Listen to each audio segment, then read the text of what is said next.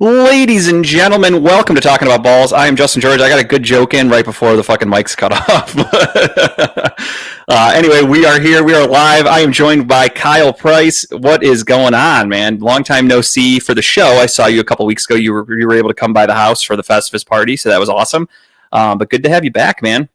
Yeah, man, it's good to be back. I'll actually be back the next 3 weeks probably, because I'm now traveling for my new job. So I will be I'll be in Columbus tomorrow. Next week I'll probably be down in either Cincy or West Virginia, and then the week after I'll be down in Kentucky. So I will be at a hotel, but I will be able to jump on and do a recording with you.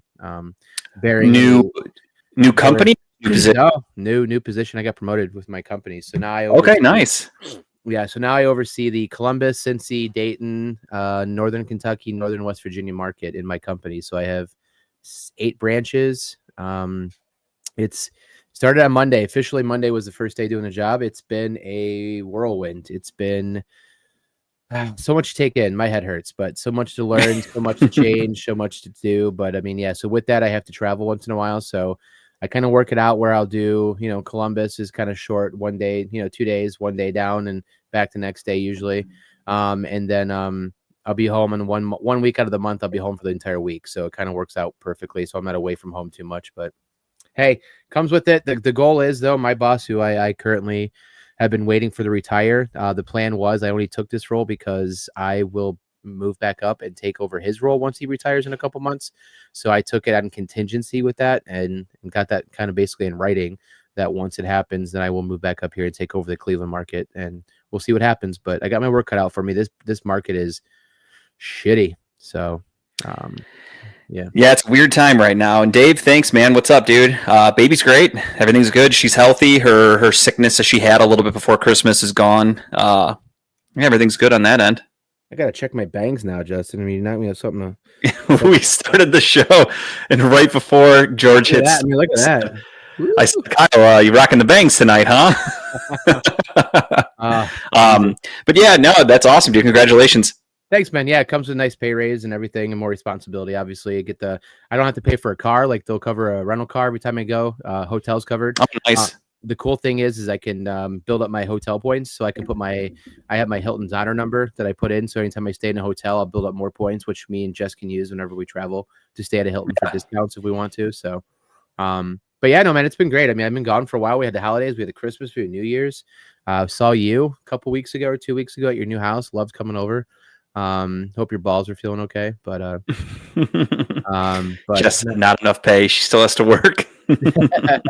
Yeah, sorry, she can't be that stay-at-home luxury wife yet. So, but no, things are great, man. Things are going good in the old Price household to start 2025 so far. Yeah, no, it's great to see you guys. Thank you for coming over. I talked about it a little bit before the last show, or during the last show, that I was having my yearly Festivus party. I was actually able to have it this year. We didn't do it last year because Tara was, balls deep in her pregnancy. So yeah, we had it this year, and it was great. It was awesome to have everybody over. A lot of people. It was like a 2 birds with the 1 stone thing. We weren't considering it a housewarming party by any stretch of the imagination. It was just a good excuse to have a bunch of friends come over, finally see the house, hang out, continue a tradition of the party that we always had. So really fun. Happy to see everybody. Had a blast. I think it worked out perfect in your house. I know you were a little afraid of the layout or whatever, but I think it worked out perfect. It did, yeah. I mean, honestly, I think if more people came, it would have been different.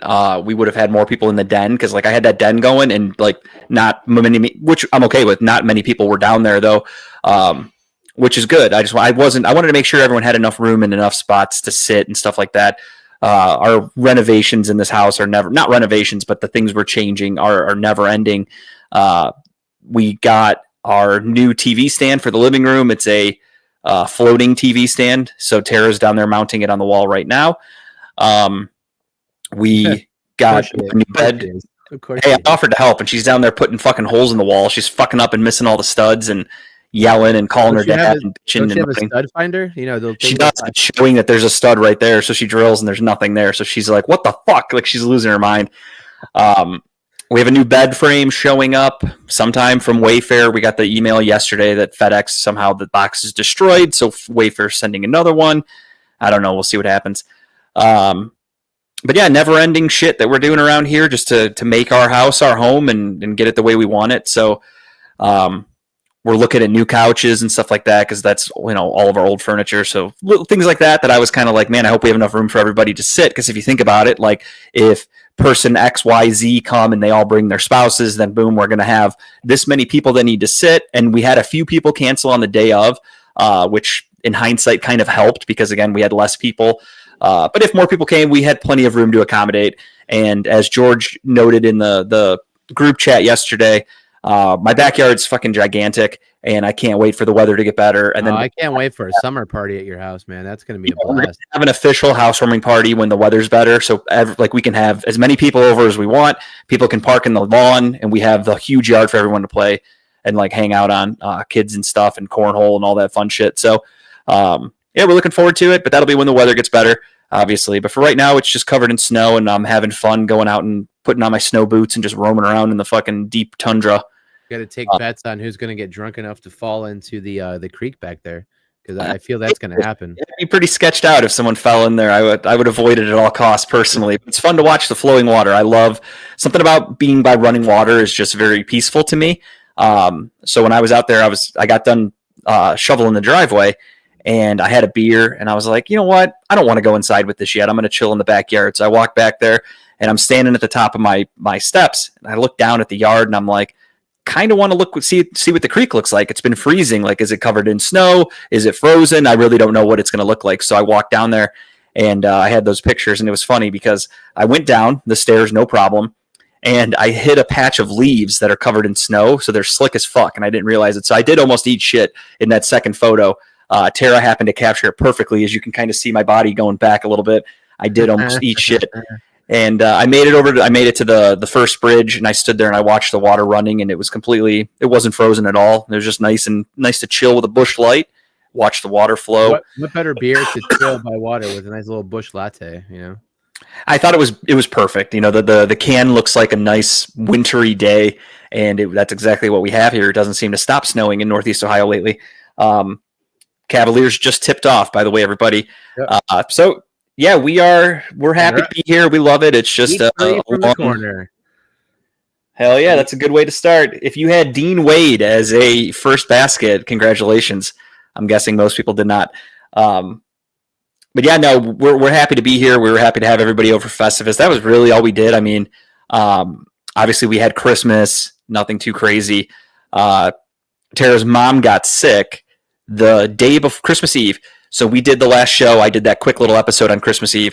And then Tara's dad or mom reaches out and tells her kids that she's not feeling well. And she usually hosts Christmas. So we're all like, well, what the hell are we going to do? So they decide that we're hosting. So we have Tara's immediate family only. Normally her mom would have her whole family with her. But we just had the immediate family over. And I thought in Christmas tradition, Northeast Ohio, Chinese food, just like in A Christmas Story. So we ordered a bunch of Chinese food. Her family came over. We watched the Netflix football games, hung out all night. And then that was that. I was off work then till Monday, went back for one day. And then I was off for Christmas Eve and Christmas Day, or New Year's Eve and New Year's Day, I'm sorry. And then went back to work, and that's it. Pretty much all I did. The Festivus party was the big ordeal. Last Saturday, her mom technically hosted Christmas then, and then I went over there and watched the Browns game and hung out with her family. And that was pretty much it. Chilled on the couch, watched football mostly, and all my time off, whether it's college football playoffs, whether it was the NFL, just hung out, watched sports, chilled with the family, played with the baby, took Teddy out in the snow for the first time the other day. That was pretty much it. She looked like she had a blast out there. She loved it till we laid her down on her back and she was stuck because she didn't know how to sit up in that suit. So she just laid there and she just was like, didn't know what to do. Other than that, though, yeah, that was pretty much it, man. That's the life as a new dad. There's not much to it. It's just you have fun when you can, and you're a family man. We did have we went to a New Year's Eve wedding actually. Jess's cousin got married. Well, so Jess's cousin's already married technically, but she had a reception for the family, and she did it on New Year's Eve. It was at 1899 Golf Club over in not Euclid, I don't know, South Euclid. I don't know where it was at. Shaker Heights. That's where it was at. So they rented out the entire place. They had all kinds of different food. They had appetizers. They had like a mini dinner menu. They had obviously drinks covered all night. I was elbow deep in Jameson and Gingers all night. I mean, that's pretty much the go-to drink for me. They had a mashed potato bar, 10 p.m. hits. They're like, all right, we got a mashed potato bar. Every fixing you could potentially put on mashed potatoes. I'm like, what better thing to have at 10 o'clock with someone who's wasted than a mashed potato bar? And then they had an espresso martini bar too, right afterwards. Espresso martinis. So I'm not one to sip drinks like that out of a little fancy glass. So I go back there. I'm like, can I just shoot this? Can you just put it into a shot glass for me? He's like, no, but you can just shoot it out of the martini glass. I'm like, say no more. Just shot it back. I'm like, all right, that's great. I'm like, I feel energized already. So I went back for another one. But I know it's a good time. It was the first time that last time we dressed up for New Year's was when we were with you guys down at the Windows on the River. Yeah, Windows on the River next to the aquarium there. 2019, I think it was 18 or something. That was the first and last time I'm dressing up for New Year's. I told Tara that. She had asked me for years. She said, just once, I want to do something fancy for New Year's where we have to get dressed up, you in a suit, blah, blah, blah. We did it. Done. I have done my duty for the rest of my life. One and done. Yeah, I'm hoping this is the last time I have to do it, but I enjoy sitting on the couch, hoodie and sweatpants or shorts and getting drunk and doing nothing else, so. This year with the baby, obviously, was the first time that I didn't go out and get wasted on New Year's. I did just chill at home in pajamas. We had some drinks and we watched New Year's stuff and a movie and shit, but it was really nice to not have to do anything. Just chilled on the couch, went to bed. I was asleep by probably 1 o'clock. Yeah, we had a blast. We got home at probably 1 o'clock. The shitty part about that night was that's when snowstorm kicked in. Luckily, her parents were driving, so they drove us home and everything and dropped us off, which was great. But no, that was shitty. Yeah. Other than that, it was great. It was a good time. Had fun time with the family. They turned the TVs on in there when the ball dropped, and everyone cheered. And then they had a live band and everything too, playing music after midnight. So it was a good time. Had a blast. Hell yeah. But yeah, that's pretty much it. Not a whole lot's going on in my life. Pretty dull. But again, it's winter, baby, not much going on. We are going to try to end this episode right at 9 o'clock is the goal, because we're hoping that the Cavs and the Thunder game is going to be very close, neck and neck. And then that game will be in, give or take, the fourth quarter, and we can go watch it. So that's the plan tonight, just so everybody's aware. With that being said, it's time to talk about the end of the Cleveland Browns season. It is officially over. They went 3-14. They have the number 2 overall pick. So, surprise for Kyle. I didn't tell him in advance because I just thought of it the second I walked up. I'm going to do a buzzball here for the Browns going 3-14. I consider it a win because the Browns decided midway through the season, give or take, that they were going to tank. It was clear as day. I think we even named an episode The Tank. I told everybody, we are tanking. No one wanted to listen to me. And everyone was still bitching on social media about how the Browns could have won the game if this guy started. The Browns should have done this. They should have done that. And I'm watching those tweets, and everyone, I just wanted to go, they're purposely losing, you fucking idiots. Sure as shit, 3-14. Here we are, lost. Every other team, for the most part, except for the Tennessee Titans, fucked up their tanking. The Las Vegas Raiders had I said it last week, I think, a career-altering W. They won a game when they were in the number 1 overall pick. So they got booted out. The New York Giants move up to the number 1 overall pick, a quarterback-needy team. Perfect situation to take Shedeur Sanders, Cam Ward, whoever. Drew Lock goes out and plays like Tom Brady in his prime. They win a game. See ya, out of first place. The New England Patriots then go to the number 1 overall pick. The New England Patriots don't need a quarterback. I think they like Drake May. He's only going into his second year. He showed some promise. I don't think they're taking a QB. However, they are sitting there with what could potentially be a once-in-a-generation type player of Travis Hunter. He can play corner. He can play wide receiver. He can do it all. He just won the Heisman, arguably the best college football player coming out in this draft class. So what do? Rumors start flying that Gerard Mayo is on the hot seat in year 1. And the Patriots go out and they beat the Buffalo Bills backups. They win the game. They are out of first place. They fire Gerard Mayo right after the game. What a fucking weird franchise. Robert Kraft had a little bit of a panic move there. And doesn't bother me. Moves the Browns up. The Titans were unable to pull out the upset against Houston. So the Browns will be sitting at 2. The Tennessee Titans, who are a QB needy team, are sitting at 1. So that has me a little nervous, if I'm being honest. We'll talk. We have plenty of time to talk draft, and obviously Kyle and I will do mock drafts. We'll do all the fun shit. As it sits right now, I don't love any of the quarterback prospects coming out, truthfully. I am all on board with a trade back. Stay in the top 10, trade back, acquire picks for the 2026 draft, and then next year in a much better, presumably a much better quarterback class, you then give yourself a bunch of ammo to trade up and hopefully get yourself a quarterback. This year, get a bridge quarterback. And hear me out. I know I'm going to get some looks. I'm probably going to get some eyebrows raised. Kirk Cousins obviously is top dog. I think everybody can agree with that. He makes too much sense. We'll be able to get him for pennies. He knows Kevin Stefanski and his system very well. I think he's going to be better than he was this year because he'll have another year of recovery for his Achilles injury. And again, hear me out on some of these names. I'm just throwing out people that are available. Daniel Jones. I don't think Daniel Jones would come here for dirt cheap. And unfortunately, the Browns are going to more than likely need to get guys for cheap. But we'll talk more about that in a second. Justin Fields, possible guy. You won't get him for cheap, though. That's the other thing. Probably not, but he's also not played well enough to earn a ton. So we could get him on like a 1-year incentive-loaded deal, and I think he might have to take that because I don't know how many teams are going to be willing to back the Brinks truck up for him, but you never know. There are teams that might be doing that.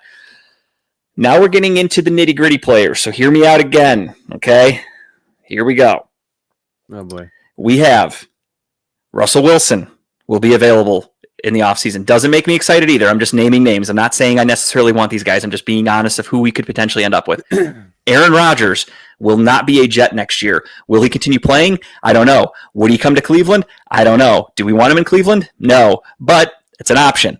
And last but not least, just off the top of my head, thinking of some guys who actually make sense, Derek Carr. Derek Carr has come out and said, I am not taking a pay cut. So the New Orleans Saints are more than likely going to release him. They're going to draft a quarterback or do something. I don't think they're keeping Derek Carr. But if he becomes available, he could be the same situation as Cousins and Russell Wilson. He's going to get released. He's going to get $40 million a year from the Saints. He can sign with the Browns or whomever for league minimum. Say what you will about Derek Carr. He's had some good moments. He's had some bad moments. I'm not saying I love the idea. However, I am comfortable with just about anybody under Kevin Stefanski, to be 100% honest. That's how much I trust Kevin Stefanski when it comes to working with quarterbacks. Aside from Deshaun Watson, he got the best out of every quarterback that he coached. So I am cool. Yeah, I don't know. I mean, honestly, my thought process was they're not staying at 2. You can't stay at 2. I mean, there's nobody there that I think you would waste a pick that high on. I think the Raiders, I think George or our pseudo talk show person behind the scenes there mentioned that the Raiders are probably in prime position to have to trade up to get a quarterback because they need one. So I could see us fleecing them for some draft picks, trade back to 6 and get maybe another early pick or whatever later round pick for them, which would be great. But I think the Kirk Cousins thing is probably the most probable. Get him on a cheap deal, have him come up here.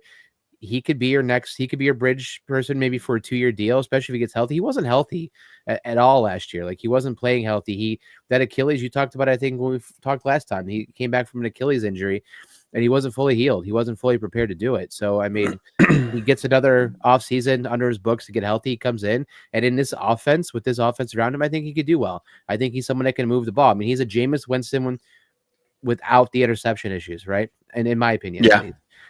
So I think that's what the Browns should do. But no, there's a lot of big. I just don't. The Aaron Rodgers thing. I heard that. I'm like, there's no fucking way. I don't want I don't want him. I'm just saying available quarterbacks. The Browns are clearly looking for a veteran to just come in and play for a year or two on a cheap contract. And that might be a guy like Aaron Rodgers. One thing I also thought of, if they don't move out of number 2, hear me out.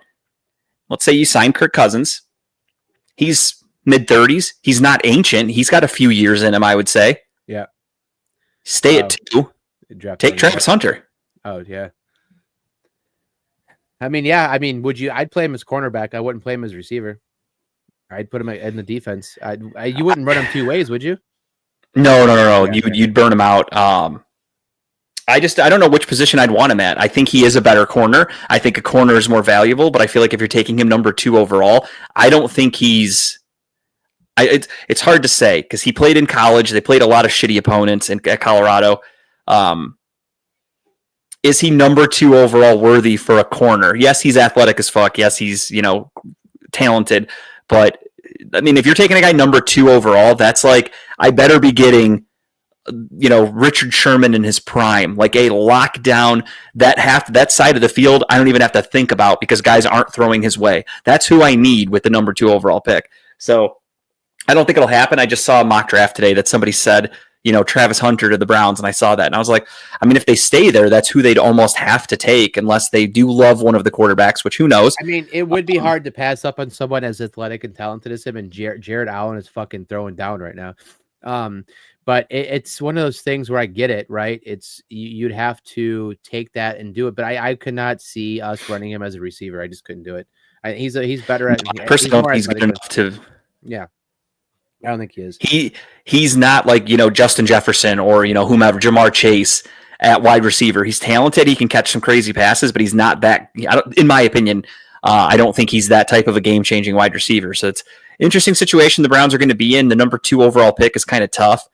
But I mean, if they do love one of these quarterbacks, or both for that matter, they will have their choice of whoever is there. One of them will be there. Yeah. I am now just still waiting to get the official news that Paul DePodesta has not been retained. That's my number 1 off-season goal. Is that Paul DePodesta, they announced, is not coming back. But without further ado, though, I am happy to announce the Browns successfully tanked, and I'm happy. So I'm going to chug this buzzball here. So bottoms up, everybody. Let me get it a little. I usually not pre-crack it, but I kind of get the. I should have waited to do my cold medicine drink before, like during the show with you, and just did it. I can never get my fingernail under this fucking tab, so I always have to kind of fuck with it a little bit. Dude, I've hurt my fingernail trying to open buzzballs before. They're tough. I don't know what the hell they do. Like, you could tell they're made for women because they want you to have those long fingernails. Men just can't do it. But without further ado, the Browns tank. They go 3-14 in honor of them. I have the Brown Chalk Tees Buzzball. So we're going to chug that really quick. Without further ado, ladies and gentlemen, they successfully tanked. Just when you thought they were going to find a way to fuck it up, they said, Jameis, you're benched. Hold my beer. We're going with DTR. DTR went out there and proved he is one of the worst quarterbacks in the NFL. Then they switched it up and said, hey, Bailey, you're getting the last start of the season against the Ravens, who are trying to win the division. And a lot of people were coming up and talking to me before the game, and they're saying, when Bailey Zappi played, he wasn't that bad. Like, I'm kind of worried we're going to win here. And then, lo and behold, Bailey Zappi was fucking garbage. So they can successfully got the streak. We lost Kyle. I don't know what happened. But without further ado, ladies and gentlemen, you know the drill. It is time for talking about Buzzballs. Go Browns. Let's have a nice off season. It's already off to a good start, in my opinion. Let's do it.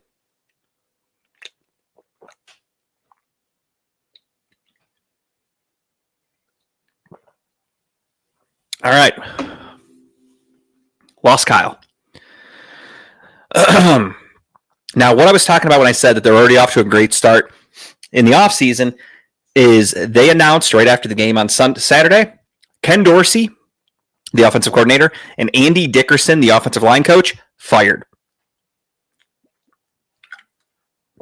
Both were let go after 1 year on the job. I talked about firing Ken Dorsey halfway through the season. I knew it was drastic, but I also knew that that's what needed to be done. Ken Dorsey clearly had no idea what he was doing. Oh, Kyle's computer died. But Ken Dorsey looked lost. He looked like he did not have a clue. The funny thing is there are fans out there that hate Kevin Stefanski, and they wanted Kevin Stefanski to, get fired. They've talked for years. They don't want Kevin Stefanski to call plays anymore, blah, blah, blah. So Kevin Stefanski said, okay, you run the plays. You run the offense. And it was the worst in the NFL. So it goes to show you that Kevin Stefanski might know a thing or two about what he's doing. All right. So they were fired. As of right now, I don't even have I have no speculation on who they're going to replace anybody with. There are some early rumors that there are some people that currently work in the organization that could be promoted for the offensive coordinator position. With Gerard Mayo getting fired, that could open up Alex Van Pelt coming back to Cleveland, which would make a lot of sense. And I'd be okay with that. So we'll see. Options are available. To me, that makes too much sense. Bring back Alex Van Pelt. There's also I can't think of his name. The offensive coordinator from the New Orleans Saints. If anybody can help me out there, he is the son of somebody. Fuck, why can't I think of his name? I'm drawing a blank. Good offensive coordinator, or a good NFL guy was his dad. I just can't remember who the fuck his name is. But he would make a lot of sense. Clint Kubiak, that's right, Gary Kubiak's son. Clint Kubiak is a name that I've heard a lot discussed to potentially come be the offensive coordinator. We'll see. I would like that. So we'll see. Plenty of options, plenty of people out there available. Offensive line coach, no idea who that could be. I mean, I didn't even know who the fuck Andy Dickerson was when we took him. Ben Grubbs is an offensive coordinator from the Seattle Seahawks who actually was pretty decent last year. Geno Smith put up huge yards. Their offense scored at a high rate. Career year for Jackson Smith and Jigba. Their running game was strong. They fired him. So he's available. So there's plenty of options out there for an offensive coordinator.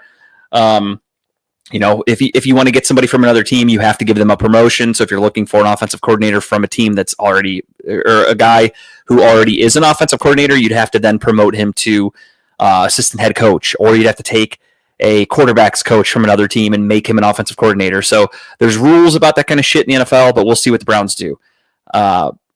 Now, the reason this episode is called The Setback, and I'm sure all of you saw this, Andrew Berry had his press conference the other day to end the season, and he talked about everything. He talked about, the Deshaun Watson situation with the restructuring of his contract a couple of weeks ago. They talked about, the status of the team and the draft and blah, blah, blah.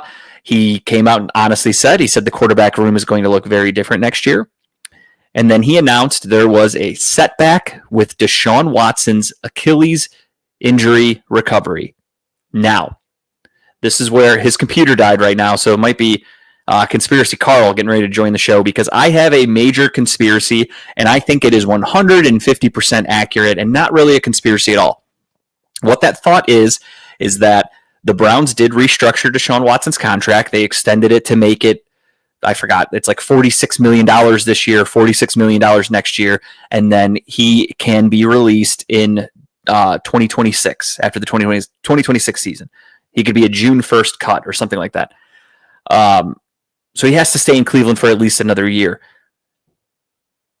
I think the agreed upon terms for that restructuring was, hey, we're going to restructure. You're going to get all your money. Here's how we're going to stretch it out. You are going to stay the fuck away from this team. And there he is. And we're going to tell you, or you're going to tell everybody, that you had a setback with your recovery. So, Kyle, I was just getting into my conspiracy theory, and that is that the restructuring of Deshaun Watson's recent contract was them telling him, stay the fuck away from the team. Here's your money. You're going to have a quote-unquote setback, and you're not coming back to Cleveland. You will not be the quarterback for the Browns, because this is them announcing he is not playing in the 2025 season, is how I took that. And with that, the Browns are going to say, you're getting paid 150% of your money. Don't worry about it. You're getting all of it. We have an insurance claim against you, so when you don't play because of your injury, we're getting $40 million or whatever they're getting in cap relief for this insurance claim. They also can release him. They also don't have to worry about him coming back. There's going to be no drama of, well, it's a competition, quote unquote. He will just not be with the team ever again. I also think he had that last allegation in the middle of the season. You're muted, Kyle. I don't know if you know that. There was an allegation against him, and I'm wondering if there is some validity to it. And the Browns kind of nicely told him, hey, listen, we're going to keep all this information under wraps. You just stay away. If you try to come back, if you say anything negative about us in the public, we're releasing all of this. So I think it was a nice mutual agreement that he is going to be staying away from the Cavaliers. He is going to be getting his money. He is going to never play for the Cleveland Browns again. And this was all a premeditated, planned occurrence. That's my conspiracy takeaway for this setback. I agree. First off, man, the difference between an iMac camera and a HP camera that I switched to my work laptop is amazing. Like, it's just the night and day difference. It's amazing. Wow.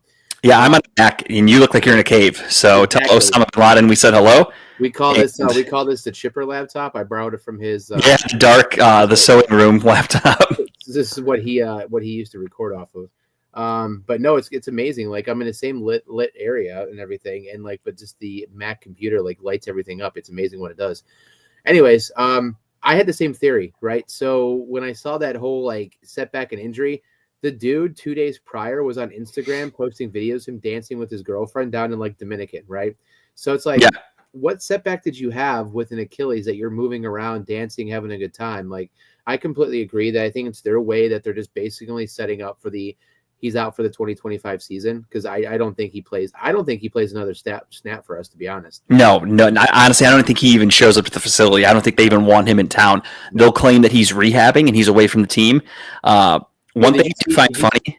Did you see the theory? Or someone put out on Twitter that they have some kind of injury clause in his contract that if he's hurt or if he's out for a certain period of time, they have the right to take back some money, I think, or whatever it was. I don't know. Someone put it out the other day, and I think Daryl Ryder like retweeted it or said something too. I have to go find it, but I don't know what. No, so what they have. I talked about it a little bit when you were gone. Okay. They have an insurance claim against him. Okay. So if he misses like all this time due to an injury, they're getting $44 million in cap relief from insurance. He still gets paid all of his money, but the Browns are getting a $44 million cap relief. So this way he's not going to count against all their cap when he's not available to play. So they took out an insurance claim. So it's a perfect situation. He's going to get all of his money. You know, they swung and missed. We've said it a lot. I am the first to admit it. I loved the trade when it happened. I still would have done it. If you put me in a time machine, I would have done the same thing. Obviously, if I could go back and pass and I know how it's going to play out, I would have said no. But if I went back in time and I knew what I knew then, you know, nothing changed, I would have traded for Deshaun Watson, no question about it. It didn't work. His mental psyche is just done. But the Browns were smart. Everyone's like, the worst contract in history. They fucked up. They did this. They did that. And then it turns out, no, he had an insurance claim. Boom. Now he's getting paid to stay away from the team. Boom. The Browns it's not affecting them at all. Their salary cap's going to be completely fine. I mentioned it a few weeks ago. If any of you get the chance, follow a guy on Twitter named, I think it's Jack Duffin is his name. And he is super smart about the cap and especially the Browns cap, and basically lets everybody know that like people that come out and say that the Browns have no money because of Deshaun Watson are idiots and they're overreacting for no reason. And he breaks down why it's not as impactful on the salary cap as people claim and how they have plenty of cap space and they're going to be able to make plenty of moves. And then now they're adding in insurance. Every single year it's going up. And I'm pretty sure in 2026, I think it's when the new TV deals kick in and it's going to double that year anyway. Yep. So it's just a problem that it's never really going to be a problem, you know? Yeah, the salary cap typically goes up. I forgot how much exactly. It's a percentage every year, like but 20, 30 million, something like that. It goes up every year, which that's huge. That's a few players, or maybe it's not even that much, but even still, if it's 10 to 15 million, that's a handful of players right there at the right price because Andrew Berry knows how to sign guys to like 1 year cheap deals. So plenty of cap space. When they signed Deshaun Watson to his contract at the time, it was huge money. But then when you look at it on the cap and what other guys are making by comparison, they were ahead of the curve a little bit on the prices of quarterbacks. So he's not even the highest paid quarterback anymore. And it's just Andrew Berry knows what the fuck he's doing. And this insurance claim was crazy. Yeah, people still hang on to the fact that his entire contract's guaranteed. He's the only quarterback to have a fully guaranteed contract, right? But it's like, it doesn't matter what he's fully guaranteed. There's other quarterbacks that have more guaranteed money. It might not be a fully guaranteed contract, but they have more guaranteed money than Deshaun Watson has right now. But no one's bitching about that, right? But whatever. And even still, if you give a quarterback, like 9 times out of 10, when you pay a quarterback, those quarterbacks are getting all that money. Like, look at Russell Wilson. Look at Derek Carr when he gets released. Look at Kirk Cousins when he ends up getting released. You have these quarterbacks that get these huge contracts. They're getting all that money anyway. Even if you end up not having to pay them 100% of it and you pay them 80% or whatever, it's still a fuckload of money. So let's not act like Deshaun Watson's the only quarterback in the NFL making a good amount of money. Like Dak Prescott got paid a shit ton of money this year to not play. He's missed so much time in his career, and he gets a huge contract last offseason. He immediately gets hurt. He's getting paid to just stand there and do nothing. So happens all the time. But because it's the Browns, because it's Deshaun Watson who comes with this baggage, it's low-hanging fruit for people to act like it's the worst, most egregious thing they've ever seen. Meanwhile, the Jets traded for Aaron Rodgers. People forget that. They traded draft picks. They gave him a huge contract. They let him run the show. They traded for his friends. They signed his friends. They hired his friends to be coaches. They traded for Devontae Adams. What did they do? They won 5 games. They were fucking garbage. They're blowing it up. They fired the head coach. They fired the GM. because they took a huge swing and miss on Aaron Rodgers. No one brings it up, though, because it's not Deshaun Watson. People will still make fun of the Jets, but not anywhere near the way Deshaun Watson and the Browns get made fun of. And I do find it crazy interesting that in a day and age with social media where things leak all the time, nobody in the world had any idea of this quote-unquote setback with Deshaun Watson. As you said, he's posting TikToks and videos of him and his girlfriend on vacation. Everything looks hunky-dory and fine. And what happens? The day of Andrew Berry's press conference, he all of a sudden has some breaking news and goes, yeah, Deshaun has a setback that we just, found out about. How ironic that the only person that knew about that news was Andrew Berry the day of his own press conference. It just happened to come out. When else does breaking news like that happen that you don't see in advance on Twitter? This was a predetermined thing by Andrew Berry with Deshaun Watson. I'm sure there were NDAs signed of you can never talk about us doing this to you or you will forfeit all of your fucking contract back to us. So here's our agreement. You're going to get paid. You're going to stay the fuck away. You're going to have a setback. I'm going to go do my press conference. Boom. Oh, by the way, Deshaun has a setback. And everyone's like, what the fuck? Twitter starts blowing up. Crazy coincidence. And now he doesn't play for us the rest of the time. We save money on the cap. $40 million insurance back on it, and everyone's happy go lucky. We're fine. Everything's good. It sucks to admit, like it was hard to turn me on the corner of Deshaun Watson because you and I went back and forth for a long time, and I was happy he was here. I thought we were going to get the Deshaun Watson of the Houston Texans, right? I did too, 100%. It just suddenly turned into he was fighting a demon inside of his own head because he couldn't get past it, right? So it was a failed experiment. We're moving on. It is what it is. I get why the Browns did it. I would still make that call 9 times or 10 times out of 10, right? To bring in a quarterback that's top 5 in the NFL for a chance to turn your franchise around, you take that chance, right? It didn't work out. Yeah, Baker Mayfield is doing what he's doing down in Tampa Bay, despite whatever else mistakes he might make. He had a great year. Good for Baker. Sure. That worked for Baker. Baker's also grown up a lot in the last 3 years. Let's be honest. Baker's not who he was in Cleveland. Who he is now, right? He's a different kind of quarterback, so bless it to him, right? But it is what it is. So now we move on. We make the right choice. We got a top 5 pick, and we'll see what we do with it. But yeah, I'm done arguing the Watson shit. It comes up all the time. Oh, you defended Watson. Yeah, as you should. It was a right call at the right time. At that time we had to make that call.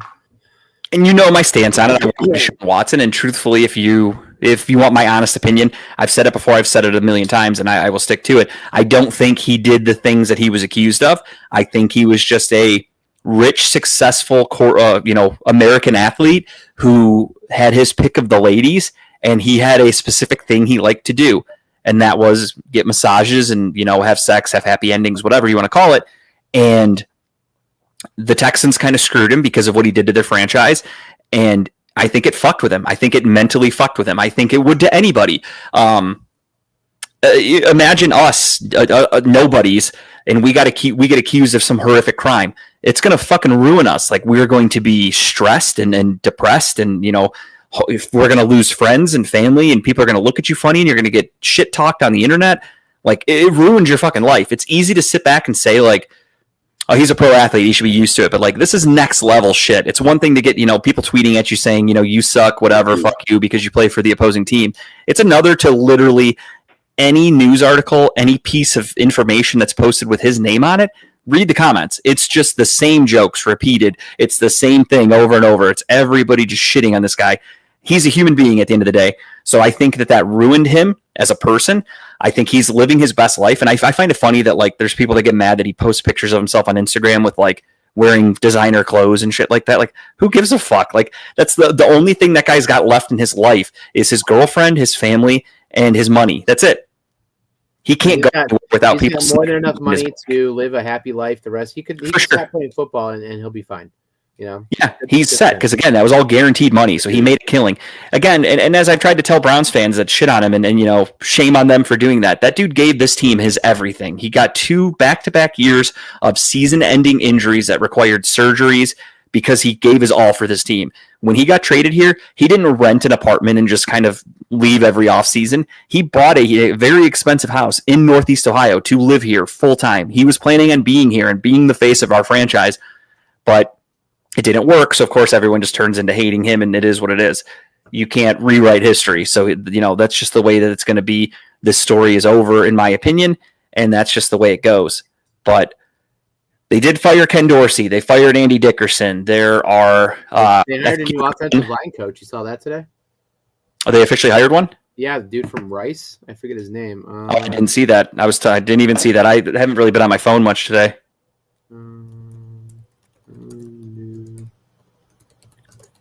That's where we need George on the Mike Bloomgren. Mike Bloomgren from Rice. Interesting. Okay. I guess he has a new offensive line coach. Mike has a wealth of knowledge and an extremely bright head coach, Kevin Stefanski said. In addition to his NFL experience, he has worked in a number of pro-style offenses and on the college level. So there you go. Okay. Welcome. I thought our producer would have that information, but it's okay. I got this. Slacker. No, I was talking a little bit when you were gone about potential offensive coordinator positions or replacements. And I would say the number one person that comes to my mind would be bringing back Alex Van Pelt. I think he'll be available now that Gerard Mayo got fired because he was the offensive coordinator in New England. So that one makes sense. I mentioned a couple other guys. I don't know. A lot of these times what you end up having to do is you hire people you have a relationship with. So I don't think Ken Dorsey and Stefanski had a relationship. I think that was a forced relationship. And that's why it didn't work. Just because Dorsey I don't think is... What's Kevin O'Connell up to nowadays? Bring him in? I heard he's available for the right price. But there is... I'll be honest. I mentioned, again, I don't know if they have a relationship, but Ben Grubbs from the Seattle Seahawks was fired, the offensive coordinator. Geno had a career year. Jackson Smith and Jigba had a career year. Zach Charbonnet had a great year. Kenneth Walker was great this year. So their offense was pretty decent, and he got fired. I mentioned, obviously I said Alex Van Pelt. There were rumors that somebody from the Browns currently could be just promoted into offensive coordinator. Clint Kubiak was a name that I heard. So there's plenty of options out there. We'll see who they end up going with. I currently have no idea, though. I'm completely guessing. You know, one thing I've heard a lot in the last 2 weeks is about a lot of teams trading for coaches. I've heard it in the past, but it's been a lot more talk here recently of people trying to put trades in for coaches. What do you think about that? Because that's crazy. I mean, I know it can be done, but that's crazy. I think people are prisoners of the moment. And I think what happens is when you see the NFL is a trend, it's so trendy. When you see something happen for a team, everybody else tries it. So that's why you have teams that would take, desperate to take a quarterback. You're drafting one top 10. It doesn't even matter if it's fucking Jake Locker or I forgot the other kid in that draft. He went to the Vikings, I think. He was a really shitty quarterback, but he got drafted early. It was the same year as Jake Locker. But either way, I digress. Teams take horrible quarterbacks super early. Look at the year of Kenny Pickett getting drafted. Kenny Pickett, and I before he even became a Pittsburgh Steeler, you can attest to this. I was pounding the table saying Kenny Pickett sucks. He should not be a first-round quarterback. Who took him? The Pittsburgh Steelers. Kid out of Pitt coming to Pittsburgh. Little hands, Kenny Pickett. Sucked. He's already off the team. He's a backup in Philadelphia now. Sometimes teams are just desperate. So that's what happened with the quarterback position is teams just became so fucking desperate for quarterbacks. Then the NFL instituted the salary cap for the draft, which made teams go, well, fuck it. I could take this guy wherever because we're not paying him that much. So if he sucks, he sucks. So things like that happen all the time. And I think because Sean Payton has had so much success in Denver after being traded for that other teams are going, well, fuck it. If we can't figure out our head coaching position, just trade for him. Yeah. Yeah. I mean, it's interesting, but I've seen people talk about maybe someone trying to trade for Mike Tomlin. Like, what? Who wants that? I guess Mike McCarthy was someone brought up. Like, I thought he's going to get fired, but I guess the Cowboys are keeping him on. The Bears inquired about meeting with him. And they said, hey, can we interview him? We'll trade for him if we like him. And the Cowboys said no. There were rumors of Kevin O'Connell that teams were going to ask the Vikings about trading for him. I think that was a fake statement because he's still in the playoffs, and I think it's safe to say that he's more than likely going to be at least close to winning Coach of the Year this year, and I don't think the Vikings are looking to move on from him. The Cowboys moving on from McCarthy or the Steelers moving on from Tomlin makes perfect sense once Tomlin gets eliminated on Saturday because of his one-and-done track record. But Kevin O'Connell, I don't think is going anywhere. He's a young coach who just turn the Vikings around overnight. So I don't think he's going anywhere. I think if anything, that's a little insider move by his agent to get a new contract this offseason. The Vikings are basically going to double down and go, you're not available. We want teams to know you're not available. Here's a new 5-year contract extension. I think that's what's going to happen for Kevin O'Connell. It should be smart because that Minnesota Vikings team is good. I mean, even though they got spanked a little bit by the Lions, I think that's a good team for years to come. Their worry, though, or the worry, I should say, if you're a fan of those teams, anytime your team's really good, you have to be worried about your assistant coaches getting poached. So there are people that want to interview Brian Flores for a head coaching position, who I love as a coach. He's their defensive coordinator.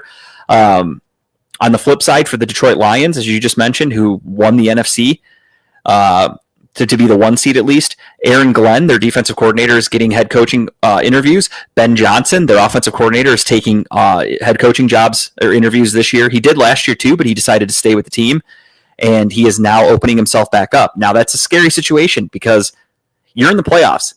Your priority should be the playoffs, but this is where teams start to interview offensive coordinators. So guys have to fly away, do an interview. They're not 100% dedicated to the team because they're worrying about their own future, and rightfully so. And then on the flip side, if you do lose a coordinator, then you now have to replace that guy, which could hurt your team in the future. So it's interesting. The better you are, the more you're going to have some moving parts. Mm-hmm. So we'll see what happens in that aspect. I foresee many coordinators that are currently in the playoffs getting head coaching jobs. I think, in my opinion, if gun to my head, I would say it's a lock that Mike Vrabel is going to be the next head coach of the New England Patriots. I think that's the whole reason they fired Gerard Mayo. I believe there are rumors that there is a $10 million buyout for Bill Belichick's contract in North Carolina. Defensive coordinator. Mark Davis is going to pay that, and he's going to be the Raiders head coach. The rumor that I saw today, because they fired Antonio Pierce. I don't know if you saw that. Yeah. So the Raiders fired Antonio Pierce after 1 year, and the rumor is Tom Brady talked to Mark Davis and said, make Bill Belichick the head coach of this team. And it's a $10 million buyout that's fucking pocket change for Mark Davis. So it would be very interesting. But does Belichick still have it in the tank to be a coach in the NFL, you think? I mean, I think it's less to do an NFL job than it is to do college, because in college it's nonstop. You're recruiting, you're dealing with kids who are going to be fucking up all the time. You have like a 100+ player roster compared to a fucking 53 man or whatever. So I feel like, you're dealing with 100 children basically, opposed to grown men in the NFL with accountability and contracts and livelihoods at stake. So you haven't seen the pictures of Belichick out there recruiting? They're the best thing ever, man. Little old man in his shirt and tie next to these young kids out there, like with the thumbs up and everything. I love the picture of him in his first recruit signing, and he's just standing against the wall. It looks like a terrorist situation where he's a hostage and he's making the kid sign it. He's just standing over him, and the kid's signing his little paper. I would not be surprised if he ends up at the Raiders from what I read today. That'd be interesting. I mean, we'll see. They had their spat. How long does Brady still continue to do the announcing, you think? I know he signed that big contract, but I mean... I hope not long, because I think he sucks, personally. Yeah, he's not good. But I think as long as they're going to pay him, I think he's going to keep doing it, and why not? He's making money from that. He's making money from being an owner now. He's getting a stake in the Raiders. I don't know. I think he stays. I don't like Tony Romo, but Tony Romo's fucking every week. You have to listen to him. I don't like Tom Brady, but I feel like I'm stuck listening to him too. So I just foresee him, as long as the checks keep clearing, he's going to keep doing it. Yeah, that's great. Unfortunately. I'm interested to see. I keep looking at the TV. Sorry. No, I'm doing the same thing. The Cavs are making a nice little comeback. They were down 25-32 at the end of the first quarter, and I was a little nervous that it was going to go south. I didn't see this on the rundown, but did you give a look to the TGL League last night on ESPN? The what? The TGL, the golf league that's on ESPN now. The Tiger Woods, Rory McIlroy golf league they have on ESPN. I didn't even know that was a thing. Do yourself a favor and go back and watch some highlights if you can. It's on ESPN. I think it's on every Tuesday, but it's a bunch of teams. I think it's like 10 teams made up of 3 guys. They're different names. Tiger's on a team. He's on like Team Jupiter. Rory's on Team Boston. So there's all these PGA players mixed on these teams. And it's a gigantic 60-foot simulator screen, like in the SoFi Stadium or SoFi thing in Vegas. And so you tee off into the simulator, into the screen. It's huge. You then hit your second shot, and it's off real grass, real turf, real sand. You then turn around, and you have a rotating green that underneath it fluctuates undulations to match whatever hole you're on. And then they move the hole around the green as it's rotating in circles, and you chip off real grass onto the green. And then you have lights that come down and tell you where the ball needs to go, and it's all timed. Like you're on a shot clock, basically. Other team can throw down like the challenge and say, hey, that putt's like 15 feet away. I throw that in challenge. You have to make that putt. If not, we get a point for it. It was fun as hell to watch. I liked it more than I thought it would, but it's really cool. So you get a chance afterwards, watch highlights. I will absolutely watch it. I honestly, God, I never heard of it, so I had no idea what you were talking about. That's awesome, dude. ESPN is slowly starting to make a little bit of a comeback, for me at least, because I stopped watching ESPN. Truthfully, there's too many. It's just too many opinions now. I know people post this all the time, so I'm not coming up with my own original idea here, but I agree with it all. Where people are like, I miss just turning on ESPN at 2 a.m., and it's just Sports Center, and it's just highlights, and they're playing top 10, and it's not guys arguing about who should be traded, and like Nick Wright and fucking Dan Orlovsky and guys like that, who personally I don't respect. I don't like listening to them.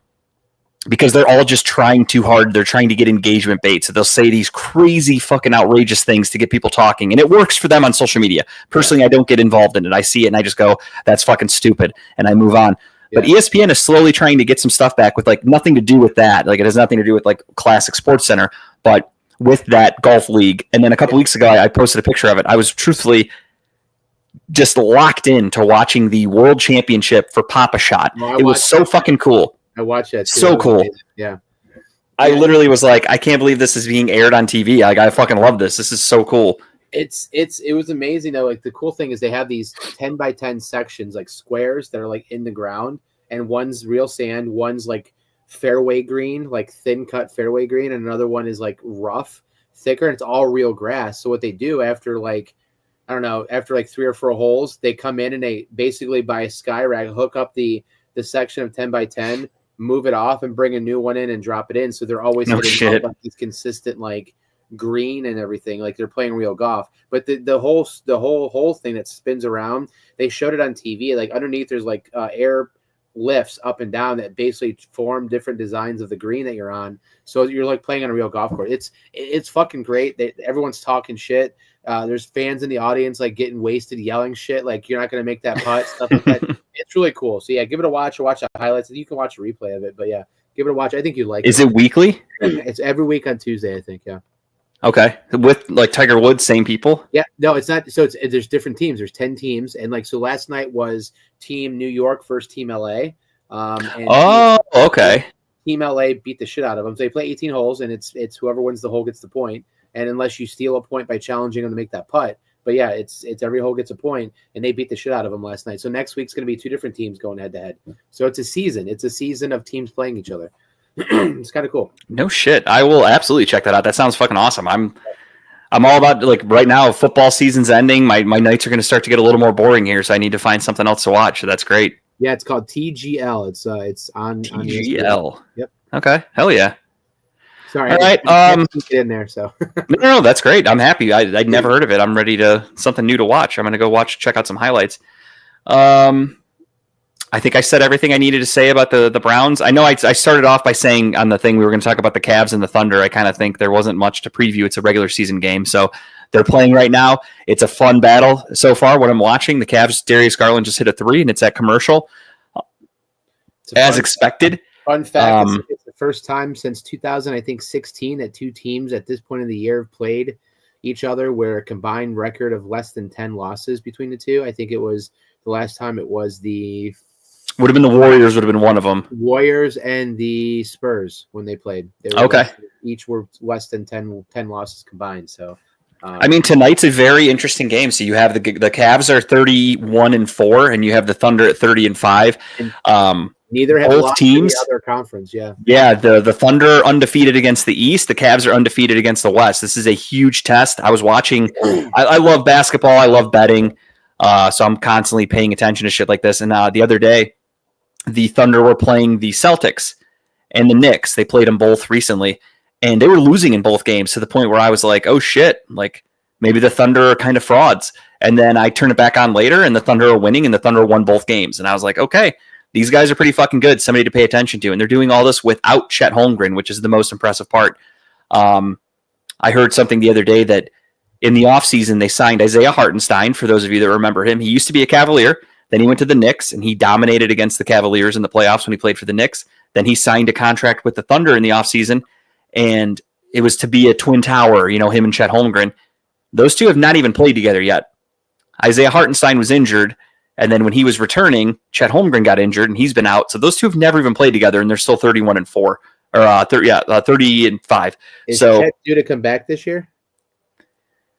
I think, but that was a nasty fall and a nasty break. Like he broke his pelvis or something like that. So something like that. He broke something in that area. So we'll see what happens. But I'm excited for this team. I mean, obviously tonight I hope they lose, but it's exciting to see these small market teams. The Thunder are a brilliant team when it comes to roster construction and trading and getting assets and stuff like that. This is the team that, don't forget, had Kevin Durant, James Harden, and Russell Westbrook. They had 3 MVPs on their roster at the same time, and they went to a finals once, and then they should have gone to the finals again in 2015, but they fucked off, and they let the Warriors beat them, come back. And then they blew the team up after that, and they got rid of James Harden when they should have got rid of Russell Westbrook, in my opinion, but can't live in the past. But this team knows what they're doing. They've been a very good franchise. They went through a little bit of a lull so they could lose and tank and get a bunch of draft picks, and then they are back, and they now have Cavs take the lead. Cavs just took the lead. Hell yeah, Karis LeVert. And they still have a ton of draft picks in the future. They have Shai Gilgeous-Alexander. They've got Chet Holmgren. They've got a fucking really good team. Player, man, Alexander. He is. I forgot that Gilgeous-Alexander was on the I forgot what team he played for. The Kings. I think he used to be on the Kings. I forgot he used to be on the Kings. I truly thought that he'd been on the Thunder his whole career. And then I was watching some highlights of him the other day, and I was like, oh my God, I didn't even realize. I forgot that he played on another team. So he was with for a couple of years. Yeah, he was I think he was. Yeah, I completely forgot about it. It's who he got drafted, wasn't it? Yeah, I believe. And then now here he is, killing it. MVP candidate, scoring champion potential. So kudos to him. I just need him to hit dunked. A 3. Just hit a 3, man, and I'll be okay with it. He doesn't hit many, so that's the thing with him, is he does most of his scoring from the inside. Oh, you only need one. Okay, I thought you meant one more. No, I didn't see if he hit one yet. I've been glancing over, but I'm not paying too much attention to the stats. But yeah, so love watching the Cavs this year. Very fun. So we'll move on from that. Thank you, George, for throwing that up there. Next up, we are going to get into the recap of the NFL, and that, of course, thank you, George. Browns and Bailey Zappi get their dicks beat into the dirt by the Baltimore Ravens. The Bengals hold on to beat the Steelers to keep their playoff hopes alive for 24 hours at least. Carolina Panthers play spoiler to the Atlanta Falcons. Their season was over anyway at that point, but they lose in overtime to the Panthers 44-38. All right, Mitchell. The Commanders. Mitchell has 0 points. 0? Well, hey, the fact that we have 53 points. I need him for 20. Yeah, it's getting dark fast. I'll say that. He's 0 for 6. He's 0 for 6 from the field and 0 for 2 from 3. The fact that the Cavs are winning right now, and that's how good this Cavaliers team is. I was talking to my buddy at work today. He likes to bet on the Cavs. He said he likes to take the Cavs as the first quarter winner. And he takes the Cavs first quarter money line. He takes the Cavs overall money line because they've only lost 4 games, so that's a smart bet. And he takes Garland and Mitchell for 15 points. He makes that bet like every Cavaliers game. And then today he came in and he joked and he goes, "What the fuck's going on?" He's like, as soon as I told you my strategy, everything went south. Garland and Mitchell are now passers. They're facilitating. Like they're not scoring as much.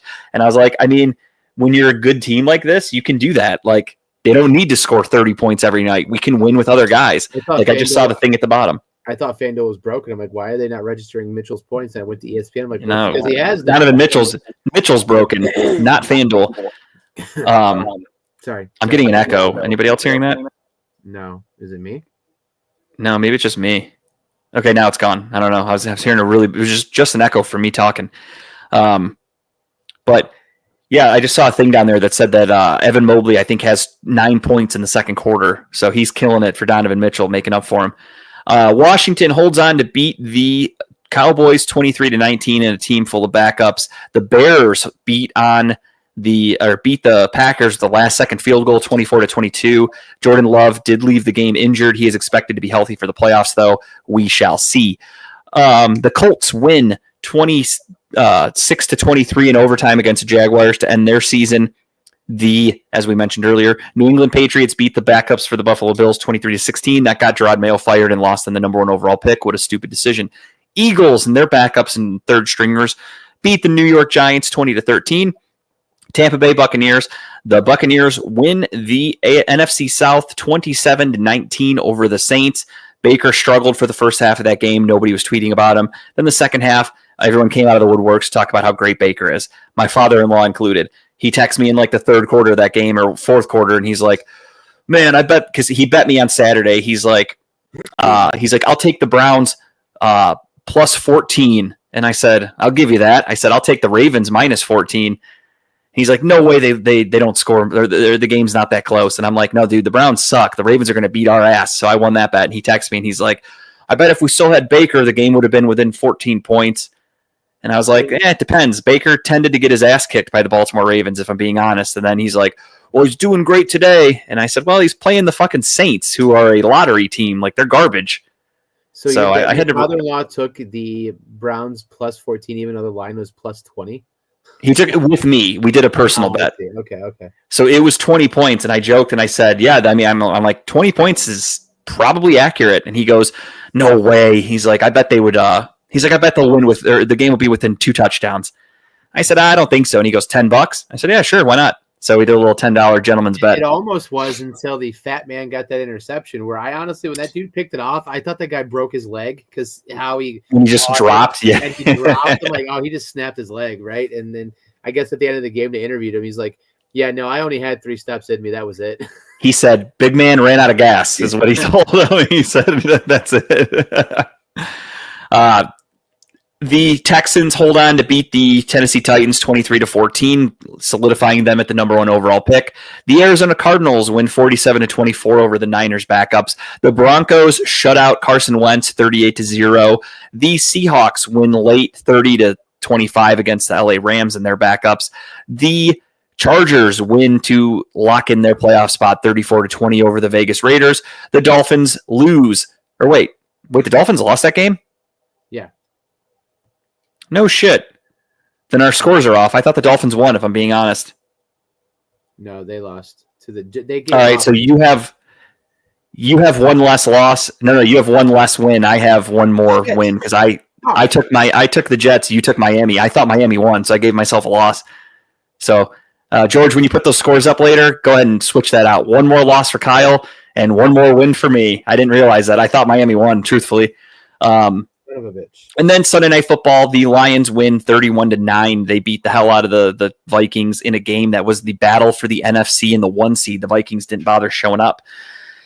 That is your Week 18, final week of the regular season scoreboard. And as I mentioned, we have our picks finished for the regular season. Now, Kyle and I, obviously, we do the show remotely now. We're no longer in person together, so punishments aren't really that easy.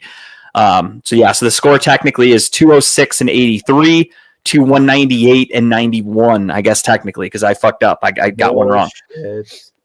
As I joked in our group text, I said Kyle takes the Steelers too many times, and that's why he lost. I think you were on a Steelers kick for the last 2 months and backfired. You took the Steelers and their points, whatever it was, almost every week for the last couple of months. I was and you did it on Saturday or the week before. Yeah, didn't do well. So it did not work out for you. So I have won the regular season pick'em, but don't be alarmed. We keep this rolling. We love making picks and talking shit and being able to, have some bragging rights. So we are going to start the picks over for the playoffs because I think that's fun. And why not? So same rules will apply. We'll do a pick for each game, and we will allow each other one spread pick. Hey, I still have the hot chip challenge chip left over. Just throwing that out there.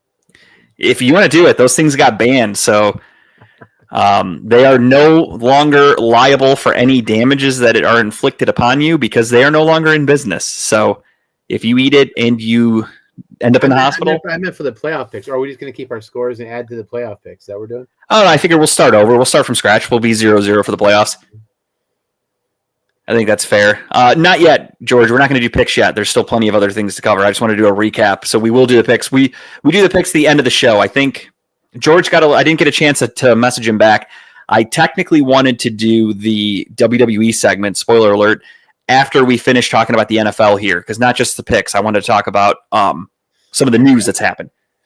Cavs and then we will go. Time, 62. Cavs go in 62-59 at the half. Donovan Mitchell, I believe, is still scoreless, correct? No, he's got two. He's got two now. Oh, he's got two. All right. Hey, he's slowly inching up there for you. But yeah, so some interesting things happened as we talked about a little bit. The Patriots, who held the number 1 overall pick, there were rumors that came out over the weekend that Gerard Mayo was not safe. Gerard Mayo went out there and said, all right, let's see. And this is what's crazy. Do you think he won out of spite? Do you think he heard those rumors? He said, you're going to fucking fire me when I took over the shitty team. We're going to have the number 1 overall pick to build and turn this franchise around. You're going to fire me because of that. Fuck you. And he went out there and won the game, cost him the number 1 overall pick, got fired, and now the Patriots are kind of fucked. They're in no man's land. I think they now have the 4th overall pick, maybe 3rd. 4th, yep.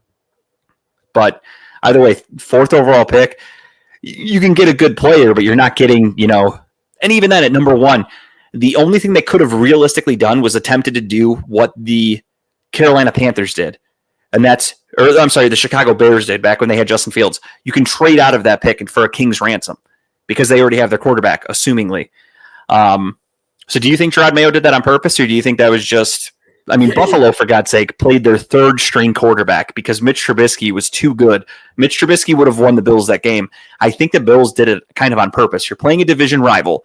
Not only are you're letting them win to get rid of the 1st overall pick for them. So you're looking at your rival in your division, and you're going, okay, you have the number 1 pick. I don't really want you getting a guy that good. Let him win this one. Back him up a couple picks. I think he did. And it sucks because the rumor was that the reason why they pretty much solidified him being out of there was after when they lost to Arizona, instead of him coming up and watching the replay with his assistants, he was in the back playing cards with the guys. And then they felt that was unprofessional. And they're like, yeah, we just can't have this in our team. That's where the rumors, I think, started. And then, I think he pretty much said, fuck you. I'm going to go win the game, and you fuck you with your 4th or 5th round pick, or fifth pick now. So, yeah, I agree. I like the conspiracy theory. I love it. To me, there's something to that because everybody and their brother was like, what the fuck were they thinking? And then you have a team like the Raiders. The Giants. The Giants last week were sitting in the number 1 overall pick. They win their game, and they are no longer picking number 1. The owner comes out and says they're safe. They are bringing back Brian Daboll. He is the head coach still. Coach of the year, Brian. The Raiders. Bills coach. What's up? Bills coach of the year, Brian Daboll. Is that? Yeah, Bills coach Brian Daboll, the guy who turned around Josh Allen's career. And then you have the Las Vegas Raiders. The Las Vegas Raiders were sitting at the number 1 overall pick a few weeks ago. They win a meaningless game against the Saints, I think it was, and then they are no longer picking first. Antonio Pierce, first-year full-time head coach. Last year he was the interim head coach for half the season when they fired, was it Josh McDaniels, I think they fired? Yeah. Mm-hmm. So they fired him. They put Antonio Pearson as the interim head coach, and then they give him 1 season on truthfully one of the worst rosters I've ever seen, and he gets fired. So now you're coaching vacancies, if I'm not mistaken. Doug Peterson also got fired, right? Yeah, Doug Peterson got fired from the Jags. And did you happen to see the interview from the owner of the Jags? No, I did not see that. So he's doing an interview with a TV show or whatever, and it's him and Trent. Are you talking about the older guy, right? The mogul? What's his name? Yeah, not the AEW one. That's his son, the actual owner, the one with the mustache. Yeah. So he's doing an interview with the GM, Trent Baalke, I think is how you say his last name. And it's him, it's Baalke and I forgot his name, Shahid Khan or whatever his name is. Yeah. So they're doing an interview together, and one of the people asked, they said, okay, you fired Doug Peterson, but you're keeping Trent Baalke as your GM. What if the next head coach comes in and says, I want to pick my own guys? Would you listen to that? And with the current GM sitting there, he goes, well, I mean, yeah, if they come in and they give me a good explanation of why they want to do that, then yeah, we'll make decisions. So he basically admitted that if the new head coach comes in and convinces him to fire Baalke, he'll fire him with an interview with Trent Baalke sitting there on Zoom. And the guy just kind of was like, what the fuck? Dude, that guy's Richie Rich, and he doesn't give a fuck. No, he's 100% does not give a fuck. And if you're Trent Baalke, you have to understand that guy is going to do whatever the fuck he wants. So like, you just sit back and go, sounds good, boss. And you just roll with it.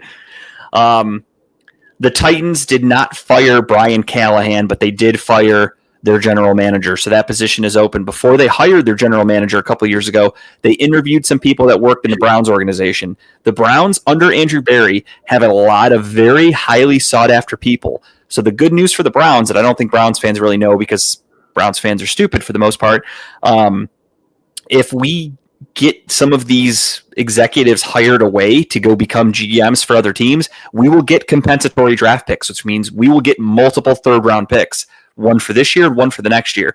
Another one, if you follow that guy, Jack Duffin, he has all this information. Him and Brad Stainbrook are two guys, very good people to follow on Twitter if you're a Browns fan in the offseason especially.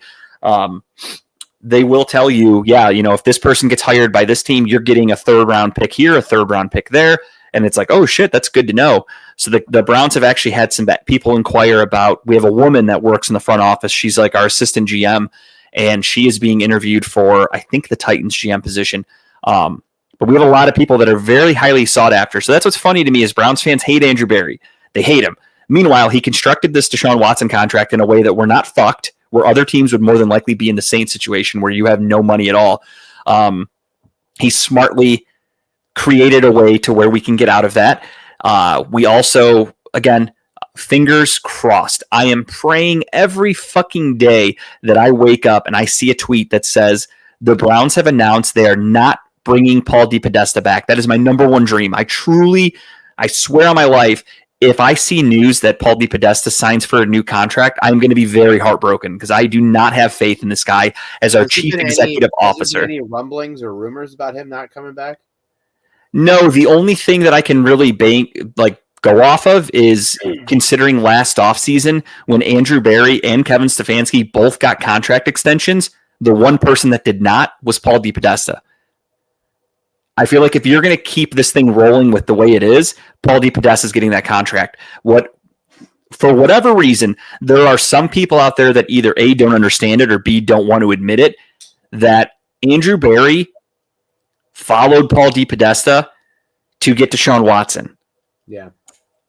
There are people, I'll throw one guy under the bus, to be honest, that I really like and I respect, but Ken Carman from 92.3 The Fan, he is a person that he does not believe that. He says Andrew Berry went, it was Andrew Berry's call. His philosophy or theory, if you will, is that Andrew Berry went to Jimmy Haslam and basically said, hey, we have to pay this guy. We have to make it guaranteed to get him to come here, blah, blah, blah. Do I think Andrew Berry went with an explanation because he was told to from Paul DePodesta? Do I feel like Paul DePodesta pressured him in getting Deshaun Watson, and Andrew Berry, being really good at his job, came up with a plan to get Deshaun Watson? Yes. Do I think Andrew Berry did everything in his power to get Deshaun Watson on his own? No. Do I think half the league was coming after Deshaun Watson? Yes. Everyone knows that.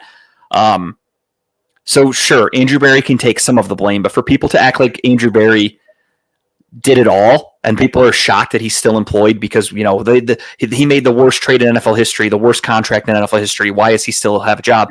I think it's safe to say the proof is in the pudding. He would not be employed today if he were the man behind Deshaun Watson. I think that's safe that Jimmy Haslam would have let him go by now if he were the guy that cost Jimmy Haslam $250 million to bring in arguably the worst quarterback we've ever seen. Yeah, I feel like you don't keep your job now because of that if they knew that he was the guy that did that. So by me, I feel like it's what is it? The silence is deafening. And I think the fact that nothing happened with Andrew Berry tells me everything I need to know about his involvement in Deshaun Watson. I do think though that this next year is it's make or break. It's a make or break, like you said. Yeah. If the Browns do not come out and make the playoffs or at least come close to it, like you need to win 9 or 10 games next year, or you're all fired. There's no question. Yeah.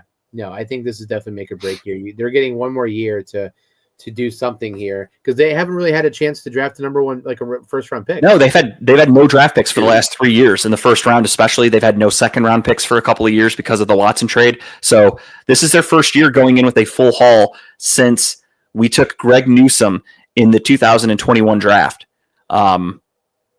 The 2020 draft, we took Jedrick Wills. 2021, we took Greg Newsome, and then we traded for Deshaun Watson after that. And it's been no first-round pick, no first-round pick, no first-round pick. We had 3 of them. And so we finally have one back. On Andrew Berry is that he's not a great drafter, right? Because some of his draft picks haven't really panned out very well, right? Some of them have, but not some of the higher ones, at least.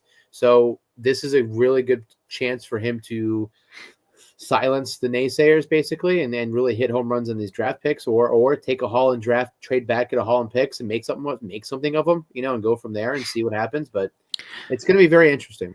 He does get don't get me wrong. I feel like if you took a look, and I'm not defending Andrew Berry by any stretch because I do agree with what you said about the draft picks, but I feel like there's a misconception there that if you take a look at other teams, and any GM really, most GMs, if you look at their draft picks, most of them have a lot of duds, more duds than good players.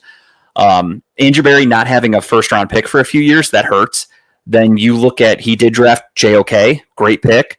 At the time when he took Jedrick Wills was completely in the right position to be drafted. Jedrick Wills came in and played fine for a couple of seasons. Jedrick Wills was not a bust by any stretch of the imagination. Did he progressively get worse? Yes. Was that because of Andrew Berry's doing? No. He took a talented offensive lineman who played well, and I think just kind of didn't give a fuck anymore. It sounds like a Jed Wills problem, in my opinion, more than an Andrew Berry's fault. So I'm not going to hold that against him. I did see Rizzo the other day. Speaking of radio personalities, someone was saying the same thing to him, and they said, he did draft Greg Newsome. Like, Greg Newsome's a good corner, and and Rizzo goes, not in the first round. You don't take a slot corner in the first round. If you're taking a corner in the first round, I want Denzel Ward. And it's like, yeah, but we took him at like fucking 26. Denzel Ward was a top 5 draft pick. You can't compare the two. He took what he thought was the best player available, and Greg Newsome has been very fucking good. Yep. So I don't mind that pick one bit. That was an Andrew Berry draft pick. Andrew Berry drafted Grant Delpit. Andrew Berry too, right? Yeah. So yeah, he took Martin Emerson in like the 3rd round. That was a steal of a pick. He took DeJuan Jones. He took JOK. This year, recently, Isaiah McGuire is turning into a very good defensive lineman. I think his trades have been fucking brilliant. When he traded for Zadarius Smith, we gave up nothing. When he traded for Amari Cooper, we gave up nothing, and we got a better pick in return when we got rid of him this year. His trade for Jerry Jeudy cost us fucking nothing, and Jerry Jeudy had a career year. He's a Pro Bowler. Albeit he's been a little disappointing when we traded for Elijah Moore. Elijah Moore came to Cleveland and has had 2 career years back to back. So we're getting value out of these players that he brings in. I think, bringing in Jordan Hicks on a 1-year contract, Devin Bush on a 1-year contract. These guys all came here and played very well. But every GM is going to have some misses, so I can't really hold that too much against him. If he never takes a wide receiver in the 3rd round again, I think that would be great. When you have Anthony Schwartz and you have David Bell as your examples, I think it's safe to say to stop doing that. That's just my opinion. But I need Andrew Berry to have full control of this draft before I can actually give a real opinion on the guy, and that's why I need Paul DePodesta to be announced that he is not coming back in any capacity with this organization. So that is step 1. And again, as I said earlier, I mean it, hand to God. If there's a story that breaks that Paul DePodesta signs a new contract with the Browns, I am going to feel so defeated that we really don't have a chance at the future and things are bleak. Truthfully, I need that guy gone. I hate him. He has no success. His track record is garbage, and he has no business working for an NFL team, and he needs to get the fuck out of here. That's just my opinion on Paul DePodesta. But quickly going back around the NFL, Doug Peterson was fired. He's a guy who, if he's willing, I would take him as an offensive coordinator. I don't know if he has a relationship with Kevin Stefanski, but I would take him as an offensive coordinator in a heartbeat if he's willing. I do think he's going to take a little time away from football, though, to spend some time with his family. But that's just, we'll see. He was fired. Antonio Pierce was fired. The other vacancies that we already know about, the Jets obviously fired their front office in the middle of the season. The Saints did the same thing. And I think that's it, I believe. I don't think I'm missing anybody. Those are the only ones that got fired. A lot of moving pieces in front offices and coachings. The Bears fired Matt Eberflus in the middle of the season. I forgot about that. So the Bears job is open. The Saints job is open. Let's go through it. The Jaguars, the Saints, the Raiders, the Jets, the I just fucking said them and I can't remember the name. Oh, the Bears. And then the Patriots. So I think that's it. 6. Does that sound right? Let me see here. We have the Bears, the Got him. Jets, the Got him. Patriots, Yep. the Jaguars, Yep. the Saints, the Raiders, and I think that's it. Yeah. Yep. Yeah, 6. Okay, that sounds right. So 6 NFL openings, which means some coordinators more than likely will be moving on, and teams will have to replace them. And we'll see what happens in that situation. The Browns, again, offensive coordinator position wide open. We'll see what happens. Part of me doesn't want – the only thing – I mean, I believe he's our tight ends coach. Our tight ends coach is the former offensive coordinator for the Alabama Crimson Tide. Nick Saban raves about the guy, says he is a young, up-and-coming, brilliant offensive mind. I forgot his name off the top of my head, so you have to forgive me on that one. But that's a guy to keep your eyes on. There's somebody that's going to get promoted possibly as our offensive coordinator, so we'll see. Oh, it's Tommy Rees. That's ex-Notre Dame quarterback. Yeah, there you go. Couldn't remember his name, but I was hearing today that people were talking about how Nick Saban just raves and says that he's one of the smartest offensive minds he's ever been around. And said when he was with Notre Dame, he was a coach there, and when he was with Alabama, both offenses averaged like over 30 points a game. So he's pretty good, knows what he's doing on offense, at least in the collegiate aspect. So we'll see. And then in other news around the NFL, I thought it was pretty funny that Tyreek Hill basically announced he's demanding a trade at the final game of the season from his locker. He came out and said that he is sick of wasting his time in Miami, blah, blah, blah. He's like, I'm not just here to just run around aimlessly. Like, I want to win championships and blah, blah, blah. So he admitted that he wants out. Welcome back to Kansas City, Tyreek.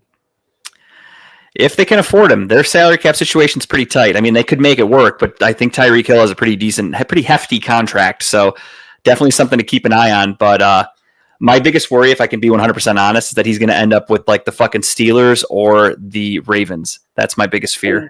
I think he'd probably end up with maybe the Cowboys. You don't think? They can't afford him. They are so fucking broke. The Cowboys' salary cap situation's a mess. They're going to have to try to sign Micah Parsons. They just gave Dak that huge contract. Their salary cap situation is a mess. I would be shocked for him to end up with the Cowboys. Yeah, I'd be curious, but it's early. I haven't really looked into it, but gun to my head, I'm more so worried for the Browns. I don't want Tyreek Hill, even though he was a bum last year. Truthfully, I drafted him in fantasy football and he was garbage. But obviously, change of scenery could maybe help people. The top five teams they project he might go to. The Ravens are number 1. Dallas. Yep, I figured. Houston, Chargers, or the Patriots, which is funny to me, but. Yeah, Patriots. I mean, I could see that the Patriots really do need a wide receiver to help Drake May, and they have a ton of salary cap space. So we'll see what happens. But I mean, obviously the off season's a long one, so plenty to happen. With that being said, we did watch the debut episode of Monday Night Raw on Netflix. What cinema? I know George said he did not get a chance to watch it yet. I don't think he did. I watched it. I was super excited. I even told Tara because we put Teddy to bed typically around 7 o'clock, 7:30 is her bedtime. And we were nearing her bedtime and Tara was like, who's putting her to bed tonight? And I was like, do you mind doing it? I'm like, I'm not gonna lie. I really want to watch Monday Night Raw. It's starting at 8 o'clock. Like in case she's fighting sleep and I'm up in her room till, 8:15, I would like to be able to be in front of the TV. So I watched it from start to finish. I was really amped up for it. It's the first time truly that I've watched a WWE show at all in a long time. I can't remember the last time I actually watched anything WWE related. So I was really excited for it, and they went all out. It felt like, as I described to George in our group chat, I said it felt like a WrestleMania Junior. They picked the hell out of to have their first Netflix show. They loaded the lineup for the night. They loaded the stars that came out, kind of. The Rock coming out. What are your thoughts on that? So we'll break it down a little bit. So to start the show off, The Rock came out, and The Rock went from being this shit-talking badass with Roman Reigns last year when him and Cody Rhodes were having their battle. He was the head of the table, blah, blah, blah. And now he's out there showing love to everybody and talking about how great Cody Rhodes is and loving him and telling him, tell your mom I said hi, and then hugging and kissing Roman Reigns. And it just seemed a little weird. Like, All part of the story, my friend. Because if you didn't watch NXT last night, I did not. I saw a little bit. He showed up at NXT last night, and he was talking about that. He's like, "Oh, last year you told me to stop picking on Cody Rhodes and Crybaby Cody's, and now I go out last night. I'm super happy to him, and now you're asking why I'm not mean to him." He goes, "The Rock's thinking 20 steps ahead. Don't you worry about what I'm doing." Like he was back in like final boss mode. Like so, I think there's a story angle to it. But here's this is the best time to start watching wrestling is from now. From Royal Rumble, which happens in a couple weeks here, up until a few weeks, yeah. It's the best part of time to watch wrestling because the storylines get so good. Is it safe to assume that John Cena is going to win the Royal Rumble?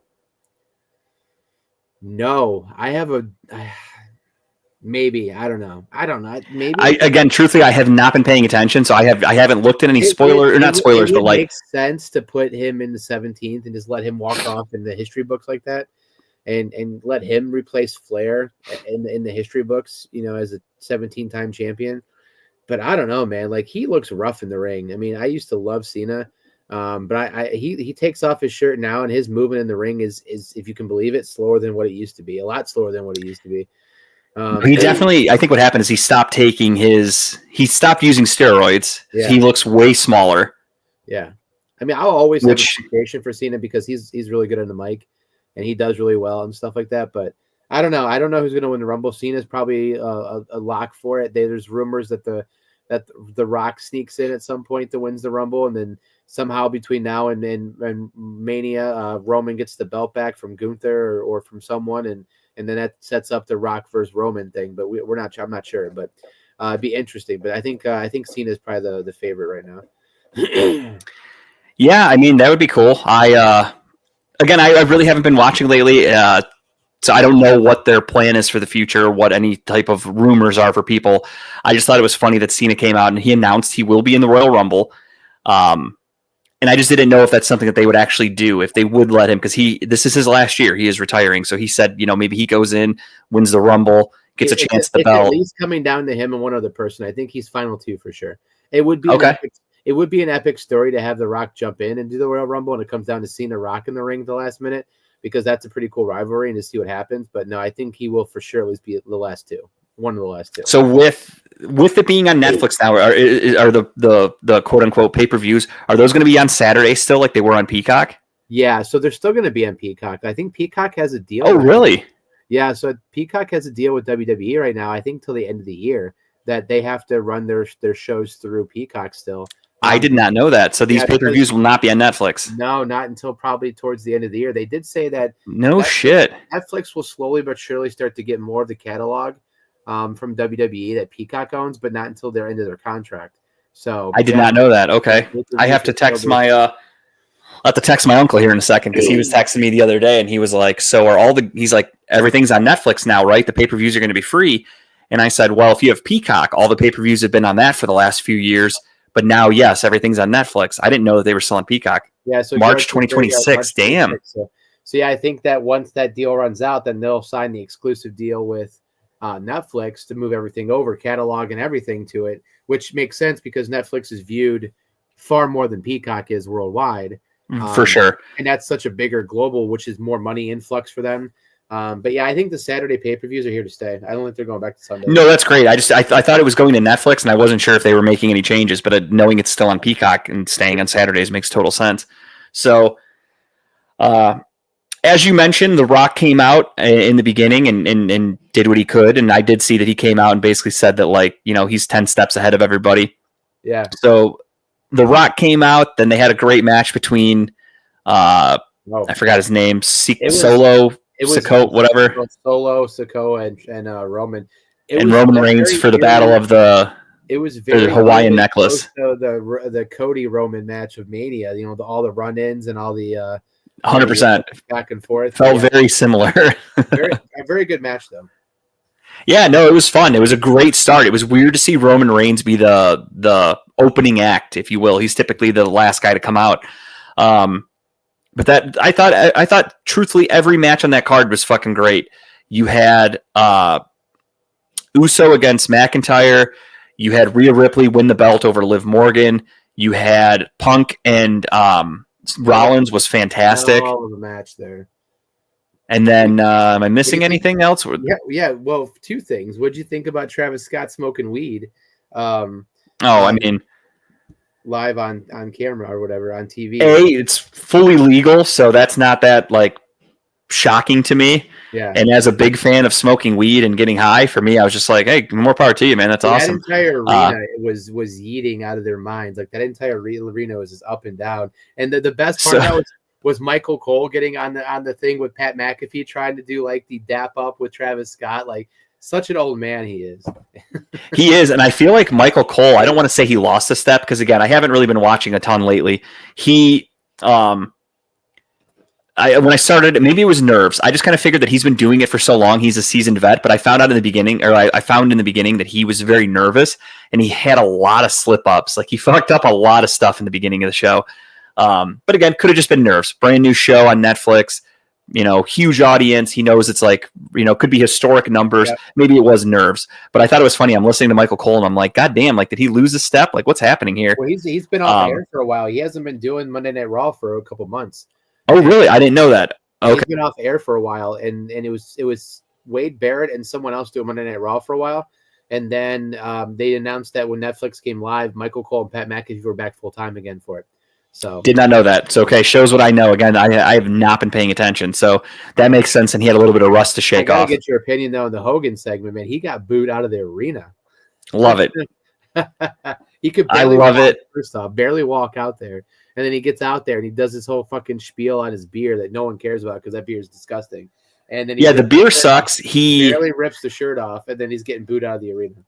Long story short, yes, it was probably a little bit politically charged, but then I had to convince people, or not convince people, but I explained to people, I'm like, it wasn't fully politically charged because The Undertaker interviewed Trump, supported Trump, made plenty of videos with Trump. Nobody booed The Undertaker. So that's why, because again, my uncle was texting me and he's like, why did everybody boo Hogan?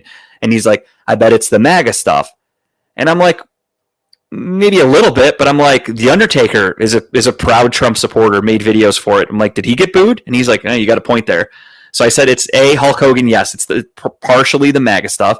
B, it's his family is just a bunch of pieces of shit. It's all the uncovered audio of him saying the N-word, being racist, saying that the guy that got hit and killed or paralyzed by his son in the drunk driving accident or whatever, or the street racing accident, probably deserved it and stuff like that. Like Hulk Hogan just seems like a real piece of shit. Absolutely. And I think there's been enough stories that came out and enough documentaries that people are just fed up with him and think, fuck this guy. And then now he's out with this shitty beer. I know when they were in Ohio, they were in Medina, I think it was, at the Thirsty Cowboy. And he was there doing a show promoting his new beer and like throwing beers into the crowd and not like lightly like Stone Cold catching a beer. My buddy from work said that he was at the thing and a woman got fucking hit in the face and they had to like call an ambulance and stuff. Like he was chucking beers at people in the crowd. He just seems like a fucking piece of shit. So him getting booed was perfect. And I couldn't be happier, truthfully. Rhea Ripley getting the rub from Taker was kind of cool. That was pretty badass. That was an awesome moment. That was so cool. He came out on his bike and like, that was what a cool ending to her winning the championship belt back. So, no, I enjoyed the fuck out of Raw. I feel like it's not going to be this good every week. Obviously, they're going to have to go back to putting out guys where, there's going to be some shit matches and some time-killing matches. But they got more freedom now. Like Triple H came out and said, look, Raw's not going to be 3 hours all the time. We can go out there and do it. Yeah, they said it could, some night it might be an hour and a half, might be 2 hours, might be 4. I'm like, that's great, though. So you cut the show to what you wanted to reveal that week and move on. Yeah, because years prior, an issue that the WWE had, Cavs are starting to go on a little bit of a cavalanche here. Years prior, there were incidents where you would have a good match, you'd hear about it later, that had to get cut because they're like, well, they had to take this match out because they didn't have enough time. And now with this flexibility on Netflix, they don't have to cut anything. So if you have a match and you're like, hey, I really want this match to happen tonight, this segment went a little longer than expected. Fuck it, we're doing everything anyway. Yep. I love that flexibility. Really excited for their future. Sorry. The Peacock thing is kind of annoying because I was getting ready to cancel Peacock, if I'm being honest, but I guess I'll keep it now for the WWE. But other than that, no, I loved it. I thought they did a great start. My one complaint, if I can be honest, and this is just me because of who I am as a fan, no Stone Cold was a little annoying. I really wanted Stone Cold to be there. Yeah, but I think Stone Cold is kind of separated a little bit from the. It seems that way. You saw the behind the scenes last year, right? He was asked to come out for that match, and they could not agree on money. And to me, I'm like, really? Stone Cold couldn't just take a pay cut or whatever just to come out and be part of that big moment. So I don't know. I think Stone Cold just has standards right now. He's doing so much other shit nowadays, but yeah, it sucks. I wish he would have been there. I know. I know how wrestling is, and I know how retired wrestlers don't exactly live the longest and have the longest longevity. And for me, I'm like, I want to see my man Stone Cold a handful more times before, just in case. Yeah, no, I agree. But yeah, no, overall it was fucking awesome. Really liked it. I'll tune in next week. I don't think I'm going to be as locked in as I was, but I'll definitely watch. Other big thing is no buffering. Netflix seemed to got their shit fixed. Very much so. It was perfect. I am curious though. I don't know if they've come out yet. Has anyone seen the numbers? No. Let me see. Because I know streaming is way different because obviously you can watch it live or you can go back and watch it later. So I don't know how those numbers are going to work, but I'm curious to see how the numbers compare to the Paul fight. I'm sure the Paul fight's going to blow it out of the water, but still, I'm very curious to see how well it did. But then again, there's people in so many different countries watching Raw, so maybe the numbers did do well. I don't know. Hell yeah. Dude, Tyrese Halliburton. I want to say shout out to JG here really quick, everybody. I have been winning so much money since January 1st because I have switched up how I bet. I used to try to be the parlay guy, the lottery ticket guy. I used to try to go out and be like, all right, this guy's definitely going to get 6 rebounds tonight. You know, I'd keep it easy, but I would put 10 different things on there to make it worth good money. But I'd always pick easy things. But I'd have to have a dozen of them. And then there would be one guy that fucked it all up for me. One guy that I'm like, hey, this dude averages 25 points a night. He'll score 15 tonight, and then he scores 12. And then my whole parlay is fucked. So what I've been doing is I've just been doing double-doubles and triple-doubles. And last week, to start off the new year, first day, I said, you know what? I got a weird feeling Josh Hart's going to have a triple-double today. They were playing a shit team. I think it was the Wizards or whatever. And I'm like, I got a weird feeling Josh Hart's going to have a triple-double. So I throw a little bit of cash on it. It was like plus 1,300. And I threw a little bit of money on there. Boom, gets a triple-double. Then I've been doing double-doubles with guys who don't get them every night. I just kind of go off my gut. I have no insider information. This is why paying for bets and picks and stuff like that, I don't understand it because those guys are mostly wrong a lot of times. They'll give you 10 bets a night, 2 hit, and they will rave about those 2 hits, but they won't talk about their 8 losses. Me, I just go with my gut. You win some, you lose some. That's gambling. I totally get it. Tyrese Halliburton, I have bet on him to get double-doubles twice in the last week. He has not gotten a double-double every night, but the 2 times I bet on him to get a double-double, nailed it. Double-double from Tyrese Halliburton, and it's been plus money. I got him today at plus 210. Just got his double-double officially locked in. How much are you putting down on this? You don't mind me asking. $5, $2, $3, less than 10? So it depends on the bet. So if it's somebody that it depends. So the way I've been doing it is I will parlay guys to get double-doubles who are pretty standard to get double-doubles, and I've hit those really well. So like my go-to guys, I do a parlay usually with Karl Anthony Towns, Giannis Antetokounmpo, Jokic, and then depending on who's playing that night, I'll throw in a couple other guys like Victor Wembanyama, people like that. Those will usually get me up like plus 200 maybe, and then I'll throw like $20 on those. The Josh Hart one, when it was plus 1,300, I'd take that one. I threw $10 down. And then for him to get a double-double, because he gets double-doubles most nights, whether he gets 10 rebounds or 10 assists, he usually gets double digits in that department. 1,300 if he always gets double-doubles. So it was for triple-double was the plus 1,300. Oh, okay. The double-doubles, he's usually like plus 200, give or take. I don't know why. I don't understand why. Like I use Bet365 these days. I don't know why they give you plus money on him to get a double-double, but I've been taking that and I've been putting like $20 or $30 down on it, and he hits those. So at like plus 210. And then on the parlays, because I think that they're pretty common, that like, you know, Jokic, Giannis, those guys get double-doubles like every night. So that one I'm willing to put more money down on. And then I'll do a couple lottery ticket picks here and there where, you know, nothing crazy. But I've just been making a lot of money, dude. Like I've every night pretty much I'm in the green just by doing easy bets. I'm not taking, like the other night I did a bet and it irritated me. I had a long parlay for the Cavs game. Everything fucking hit, but because I got a little greedy, I took George Niang to get 3 rebounds or 4 rebounds or whatever. He ended up 1 short, and that's where I was like, fuck, I gotta stop doing that. That's what costs my parlays by 1 fucking stat every time. It's because I add too many. The notorious. You're the king of the one-leg losses. Did I show you my other one, the Brunson loss I had the other night? No, I don't think so. And I had a 20, I think it was a 20-leg parlay. It was a $5 bet. 20-leg? $5 bet for an $800 ticket, right? At Okay. 810, I think it was. Everything hit. Brunson, I needed 25 points out of Brunson. And I looked at his score thing. It was like 4 minutes to go. He had 22. And I'm like, all right. Brunson usually gets to the line at the end of the game. Like if they're losing or if it's close, he'll get to the line and get he's a good fourth quarter guy. Yeah. So I looked down a minute later, he's got 24. I'm like, oh, this is fucking perfect. Lock it in, man. We're gonna get this. Motherfucker goes and the next play fouls somebody. I look at his foul stat line, he fouled out. I'm like, you gotta be fucking kidding me. I missed it by 1 point on a 20-legger for $800 and some dollars. Like, God fucking Christ. So right now it's not looking good for me to win one of my double-double bets, and that's because Karl Anthony Towns decided to forget how to get rebounds, even though he's 7 feet tall. He has 15 points, 2 rebounds at halftime. However, in a separate bet at plus 210 or whatever it was, I put money down on Josh Hart to get a double-double. He has 11 points and 5 rebounds at halftime. Yeah, he'll get so. I'm pretty confident he'll get 5 more rebounds. He has 3 assists. So the assists, I'm not banking on a triple-double. I don't even think I took him at a triple-double today, but I took him at a double-double. But doing those easy bets like that, dude, I've been making money like every night. I stopped doing like the crazy leg parlays. I stopped trying to like find the guy, like the guys that post like their picks of the day and stuff like that. Like, I don't know. I stuck with my gut and I'm like, this dude gets double-doubles a lot. I'm going to just take him for a double-double. And most guys like double-doubles are worth, you know, Jokic, you'll get it at like minus 500. It's not a ton. Yeah. Giannis, same thing. It's like minus 600. But when you parlay a handful of those guys, it adds up quick. And like last week, I did one that I was really happy with. I did a plus 900 parlay. I did Jokic to get a triple-double and Russ Westbrook to get a double-double for the Nuggets. And that hit. That was plus 900. Nailed that one. I was like, fuck, dude, this is like my new favorite way of betting until it starts losing. But for right now, it's winning, so I'm happy about it. But there's your JG picks of the night, everybody, for those of you wondering. I like it.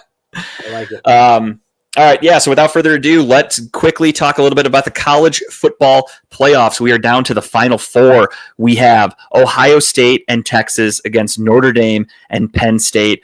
Could this be any more boring on the right-hand side of the bracket, if I'm being honest? Oh, get over it. You talking about boring. On the right-hand side of the bracket, I said. Yeah, but put Notre Dame's on the right side of the bracket. What are you talking shit for? They're both not very good teams. Notre Dame's a good fucking football team. Come down. And Northern Illinois says otherwise. Oh, they get one loss during the season and suddenly to Northern Illinois. That's like losing to Tri-C. You can't lose to that team. Hey, sometimes you have Ohio State lost to Michigan, and Ohio State was far better than Michigan. Michigan's the defending champions. Northern Illinois is the defending. They're like they just became a team this year, I think. Notre Dame has one of the top-ranked defenses in college football. It's about to be interesting. I think Notre Dame. It's gonna be a Notre Dame Ohio State championship, buddy. I'm ready for it.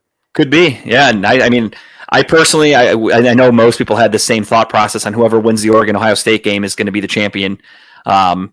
Texas has one of the best defenses in college, though. I think a lot of people are kind of overlooking Texas, but I do think Ohio State will take it. Quick picks here. I think I'm taking Ohio State, and I am taking Notre Dame. I think the funny thing for me, and we won't dwell on it too much, but there's a lot of people that are going off on Drew Aller this week in the last couple of weeks. Browns fans that have clearly don't really watch college football that often, so they don't realize that Drew Aller struggles against good defenses, always has. Drew Aller has played Boise State, not known for a great defense, and Southern Methodist University, SMU, not a good defense. He's played very well. When Drew Aller played Ohio State, he stunk. When Drew Aller has played good defenses, and you can look up these stats, these are facts, he has stunk. He has announced he's going back to Penn State. Browns fans, because he's local, he's from the area, are all of a sudden thinking, oh my God, if he plays well, he can change his mind, come into the draft, and the Browns can take him number 2 overall. Let me just stop everybody right there. Drew Aller has no business as of right now being taken on day 2, let alone pick 2. People need to find the whole story on Drew Aller. Do not get hooked because he beat Boise State. He is not a good prospect right now. He needs to go back to Penn State. And if he gets drafted, I'm truthfully, he's a day 3 pick who needs to sit for a year or two. He is not NFL ready. So Browns fans that are all out there clamoring that the Browns need to take Drew Aller and he needs to come out, you're fucking stupid. He stinks. I expect him to struggle mightily against Notre Dame because he is not good against good defenses. So I'm with Kyle. I am predicting an Ohio State versus Notre Dame Ohio State champion NCAA championship. Yeah, I think if that's the matchup, I think Ohio State wins it. Obviously, so I know Adam gives you a lot of shit about what did he say in the one comment? He was like, "Which team are you picking to be a fan of today?" or some shit. I forgot what he said. Something about that. That was Bo. Oh, that was Bo. Oh, I thought it was Adam. I quickly went over it. That's my bad. What are you rooting for today? I'm like, that's tough, man. I'll let you know. And so yeah, it's but no, I was thoroughly surprised with Notre Dame's performance against Georgia. That defense just fucking stepped up. Georgia's not Georgia, who Georgia used to be, though. That's why I wasn't too worried about Georgia. But yeah, Notre Dame is a good defense. They have a great coach. I mean, he's a great coach, and I think NIL money is only going to make Notre Dame better over the years. So I'm just curious where it goes. But for fucking Christ's sake, my only complaint Notre Dame is just join a fucking conference, man. Stop playing the independent scene. Commit to a conference. Join the Big Ten. That would be so much fun to have you guys be part of the Big Ten. That'd be fun. Yeah. Oh shit! I hit a parlay. Look at you, making money. I had a fun one for the Cavaliers here. I did. Or wait, no, I technically didn't hit it. I need 2 more points out of Shai Gilgeous-Alexander, and then I'll hit it. I have SGA at 25. I have Donovan Mitchell at 4 assists. At 3 assists, he has 4. I had Jalen Williams at 5 assists, or 3 assists, he has 5. Garland over 2 threes made, he has 2. Mobley over 5 rebounds, he has 6. Jared Allen over 6 rebounds, he has 10. Dean Wade over 3 rebounds, he has 3. And Isaiah Hartenstein at 7 rebounds, he has 9. That was a plus 182, Blink 182 win right there. Very happy about that. I'll show my bet real quick. I got a plus 899. It's 5 legs. I got Shea over 30. He's at 25. And Shea, sorry to interrupt, Shea just hit another bucket, so that puts me over. That's 25 points for him. Nice. I got Garland. I need him over 19.5. He's at 17. Jared Allen needed him at 10 points. He's 24. Not bad. Kobe White needs to be 23.5. He's at 17. And Tyrese, I need him over 25.5. Halliburton, he's got 18. So very doable. That's 10 to win $89. So we'll see what happens. I have bad news on that front. What, Tyrese is out? No, that's a blowout. The Pacers are up by like 30. I wouldn't expect any of those starters to be back out there. I believe they're not. I believe they're only up by, I think the score. No, they're up by 20 now. 19, only 19. Oh, I have it. Okay, yeah, I have 20 now. It was like 30 points a minute ago. I guess the starters are still in the game. I expected them to be benched because when I looked, when it was in the third quarter, when Halliburton got his triple-double, it was like a 30-point lead. So I just assumed. The Bulls have made an interesting run in the fourth here. So if they continue to score that, I see the starters playing a little bit longer at least.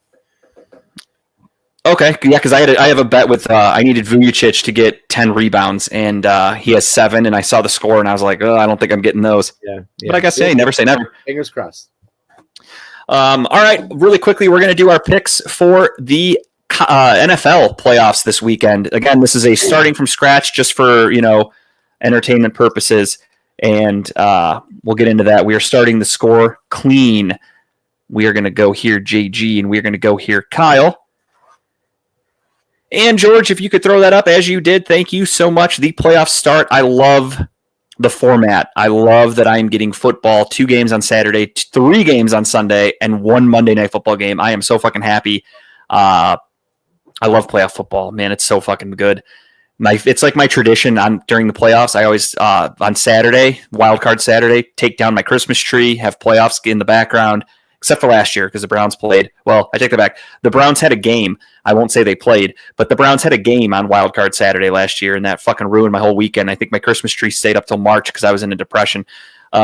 So this year it's coming down this weekend more than likely. So let's get right into it.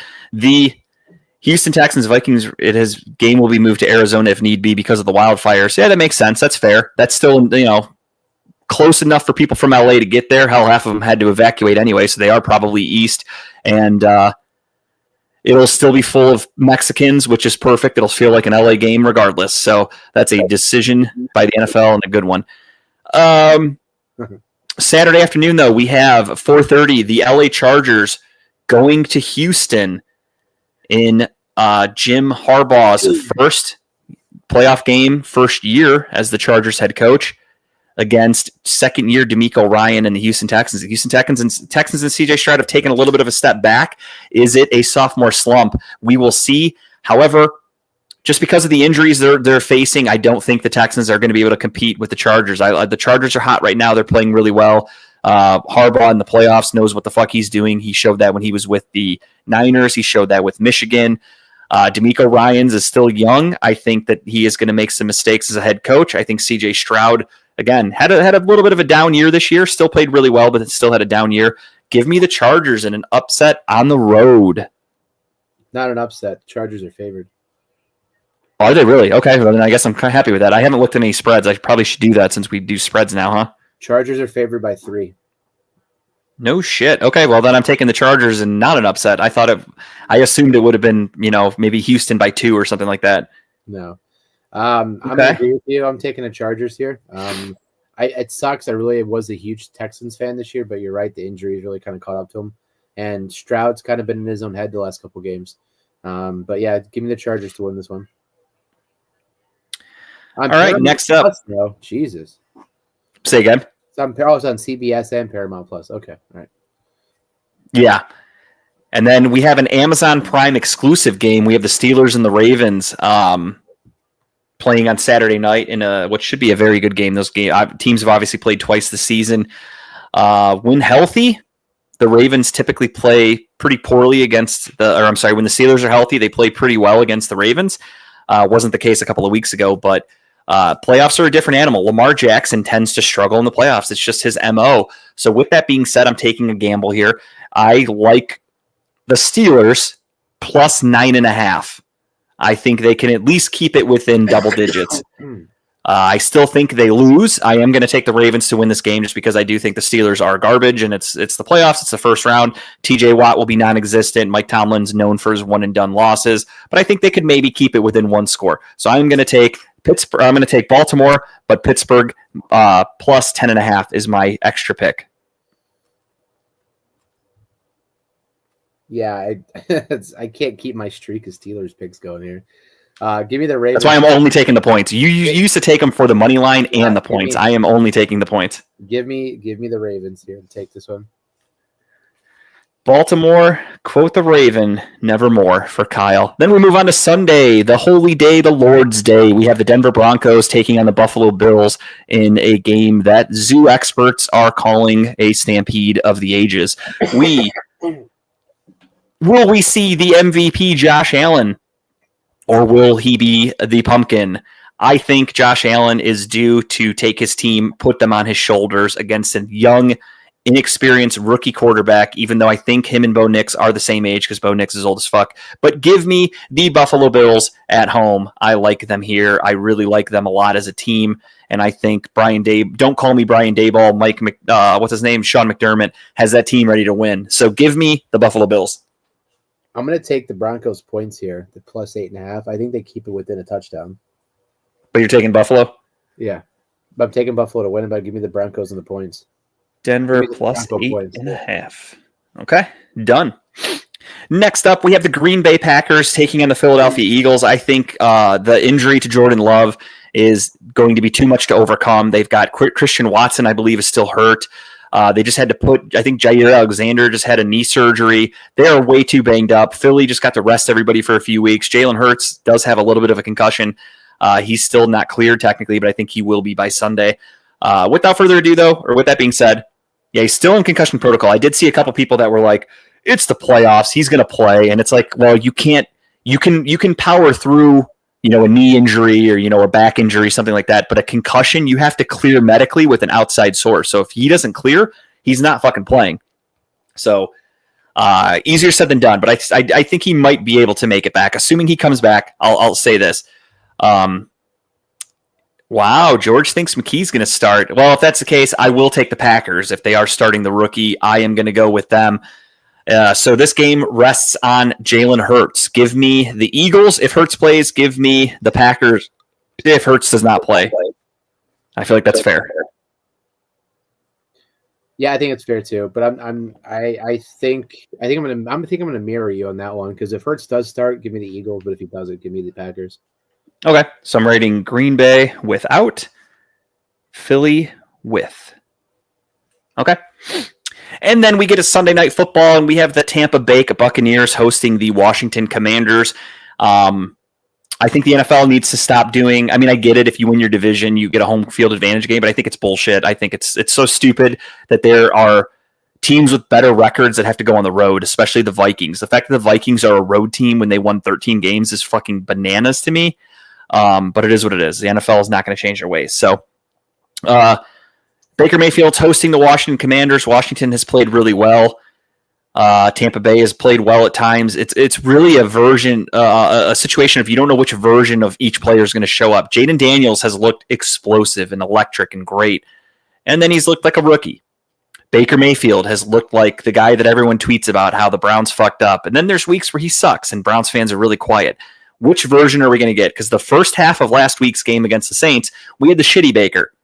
He was like 50% passing. He had an interception. They were struggling to beat the Saints. They were losing at one point. Then in the fourth quarter, he woke up and had some big plays, and they won the game. And everybody acted like he beat the 2000 the undefeated Patriots team with Randy Moss, but he beat the Saints and Spencer Rattler. So let's not get it twisted. I am going to, for shits and giggles, just to keep it rolling because of my hatred of the guy and how much I like seeing him fail, give me the Washington Commanders just because I can. Yeah, I can't. No, you know what? Fuck it. Let's go. Give me the Tampa Bay Baconeers. Let's go. All right, I figured. So I wanted to. I'm going with Washington just for fun, just to have a little fun. I gun to my head, if you ask me, I would probably take the Buccaneers, but just because again, Baker Mayfield's Jekyll and Hyde. If he comes out and he's a little sluggish, it's over for them. So give me the Washington Commanders for fun. Then we have Monday Night Football, the Vikings and the Rams possibly playing in Arizona. Surprisingly, it is a 1 point -1 for the Vikings. It's expected to be a pretty close game. The Vikings looked like dog shit last week against the Lions. They looked very beatable. Sam Darnold kind of came down to reality. Is it for one game or is that for the rest of his career? The Rams were able to rest everybody. Sean McVay is a very good coach, but so is Kevin O'Connell. This is a tough one. I am going to go with the Vikings just because I think they're going to come fired up. They're pissed off at the way they played and embarrassed themselves last week. They have a lot to prove. I think the Rams having that extra time off because nobody played last week might be hurtful. If you look at a lot of teams, like especially look at college football, every team in the top 4 teams that all had bye weeks all lost. So maybe that extra week is not good for you. So going off of that, I am going to say, give me the Vikings. Yeah, I agree. I got to take that. I can't imagine Sam Darnold plays like he did last week again. He's having too good. You would think not. So, unless I see it 2 weeks in a row, I have to go with that. Yeah, I'm taking the Vikings. And George is taking Chargers, Ravens, Bills, Eagles, Commanders, Vikings. So he is going with me for the most part, except for the Jalen Hurts situation.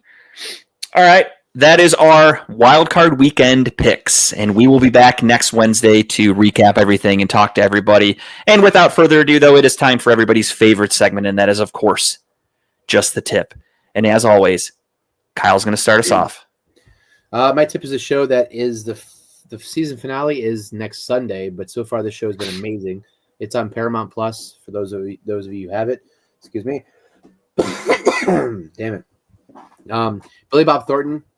Amazing actor, one of my favorite actors of all time. Never really misses a beat when he's in anything. Besides, he's doing TV shows now, I guess. But this is another Tyler Sheridan show. So the creator of Yellowstone, creator of I gotta drink water here. Sorry, 1 second. Tulsa King, everything on Paramount. I think Taylor Sheridan owns.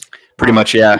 But it's about a landman is a guy who goes out and negotiates land deals in Texas for oil. Refinery and mills and stuff like that, but it's a really good show. Demi Moore has a very small part in it, but of course she has like top billing up there. But it's a really good show. The storyline's amazing, the acting's amazing, and Billy Bob Thornton just kind of brings it home. You have to watch it. You get locked in the first episode, and it's been a fun story since then. I think it's only eight episodes. Next Sunday's 9, so season total 9 episodes. It's an hour each, but it's really worth watching. It looks really good. I'm going to check it out for sure. I'm with you. I really like Billy Bob Thornton, so I will absolutely be watching it in the future. My tip this week is a podcast that I started listening to months ago, and it is called Bad Friends with Andrew Santino. If you're familiar with him, he's the redhead guy from the show Dave with Lil Dicky, and Bobby Lee, who I think everyone knows Bobby Lee from Mad TV, Pineapple Express. He's been in a million movies. He usually always has like a small part, but they have a podcast, and I've always seen clips, and I would see it on Facebook, Twitter, whatever, and I'd see it, and I'm like, oh, it looks kind of funny. But I never really watched the show or paid attention to it. And then one day I was like, you know what, fuck it. I'm going to go all the way back. They've been doing this show since the year 2020. They started it right in the middle of COVID. And I went back and I started listening to the first episode. And I was like, okay, this is actually really funny. I want to see how this goes. Since I started listening to it in like August, I have listened now to every episode until today. I finished the most recent episode that they put out. I have start to finish. I am a huge comedy fan. For those of you that don't know, stand-up comedy, I know more about comedians and shit like that than I should. They're both stand-up comedians. They both live in Los Angeles. They perform at the comedy store. So they're always talking about like inside information about stand-up, but they're also doing bits and like improv and funny shit and the way they roast all the people that work for them and stuff. It's just, the chemistry is fantastic. It's such a good fucking show. I can't recommend it enough. It's so damn funny. If you're thinking about watching the show, Google some highlights for the show. If you get a chance, look up Andrew Santino, I'm Bobby's Mom. Watch that clip. And if that doesn't get you hooked onto the show, then you don't watch it. But I find it fucking hysterical. And it helps because having a baby, and when I started listening to it, we were starting to move.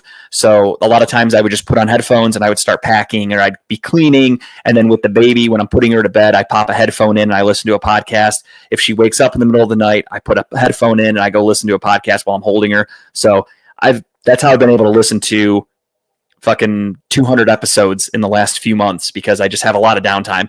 And I listen to it while I'm at work, while I'm sitting at my desk. So if you get a chance, check it out. It's fucking hysterical. I truly love it. I can't recommend it enough. If you like podcasts, it's great. You can just throw it on. And those two together are hilarious when they bring. Dude, they're so fucking funny. Andrew doing the voice of Bobby's mom is probably one of the funniest things I've seen. And the subtle little thing is he always says that she's cross-eyed. So when he does her impression, he crosses his eye. And if you watch the video of the first time he ever did it, right before the camera cuts away from Andrew Santino, you see his eyes start to slide over for the cross-eye thing. And for me, that's like the funniest fucking part of it all. Like they're just so great together. Bobby, has been funny. Like their humor is like dark. It's so good. It's amazing. But yeah, no, I haven't watched all of them, but I've watched a lot of highlights of them, and they are hilarious. He's always been. It's fantastic. He's great. Yeah, recommend it too. Yeah, highly recommend checking it out if you get a chance. It's fucking just so fun to throw on, and just if you want some laughs, it's always great. So check it out, and that is my just the tip of the week. Cavs have a 5-point lead right now. It's 112 to 90 or to 112 to 107.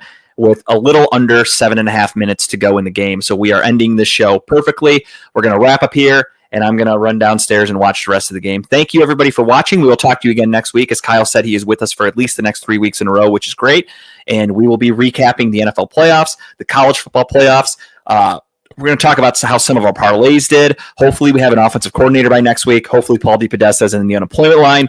And hopefully, the California wildfires are put out. And hopefully, what's her name? Joy Taylor stops getting bent over the table by every coworker. We'll see how that goes. All that and more next week when we talk to you guys. Thank you so much for watching. I appreciate it. If you get a chance, share the show, tell a friend, whatever you got to do. It's free to do that. That's how these shows grow and build, by doing free shit like that. So thank you if you've done it. If you haven't, fuck you. Do it now. Thank you, everybody. We will talk to you again next week. Kyle, you got anything? Nothing. I'm dying here. I need medicine. All right, everybody. We'll talk to you next week. Thank you for watching. Cleveland, that was for you.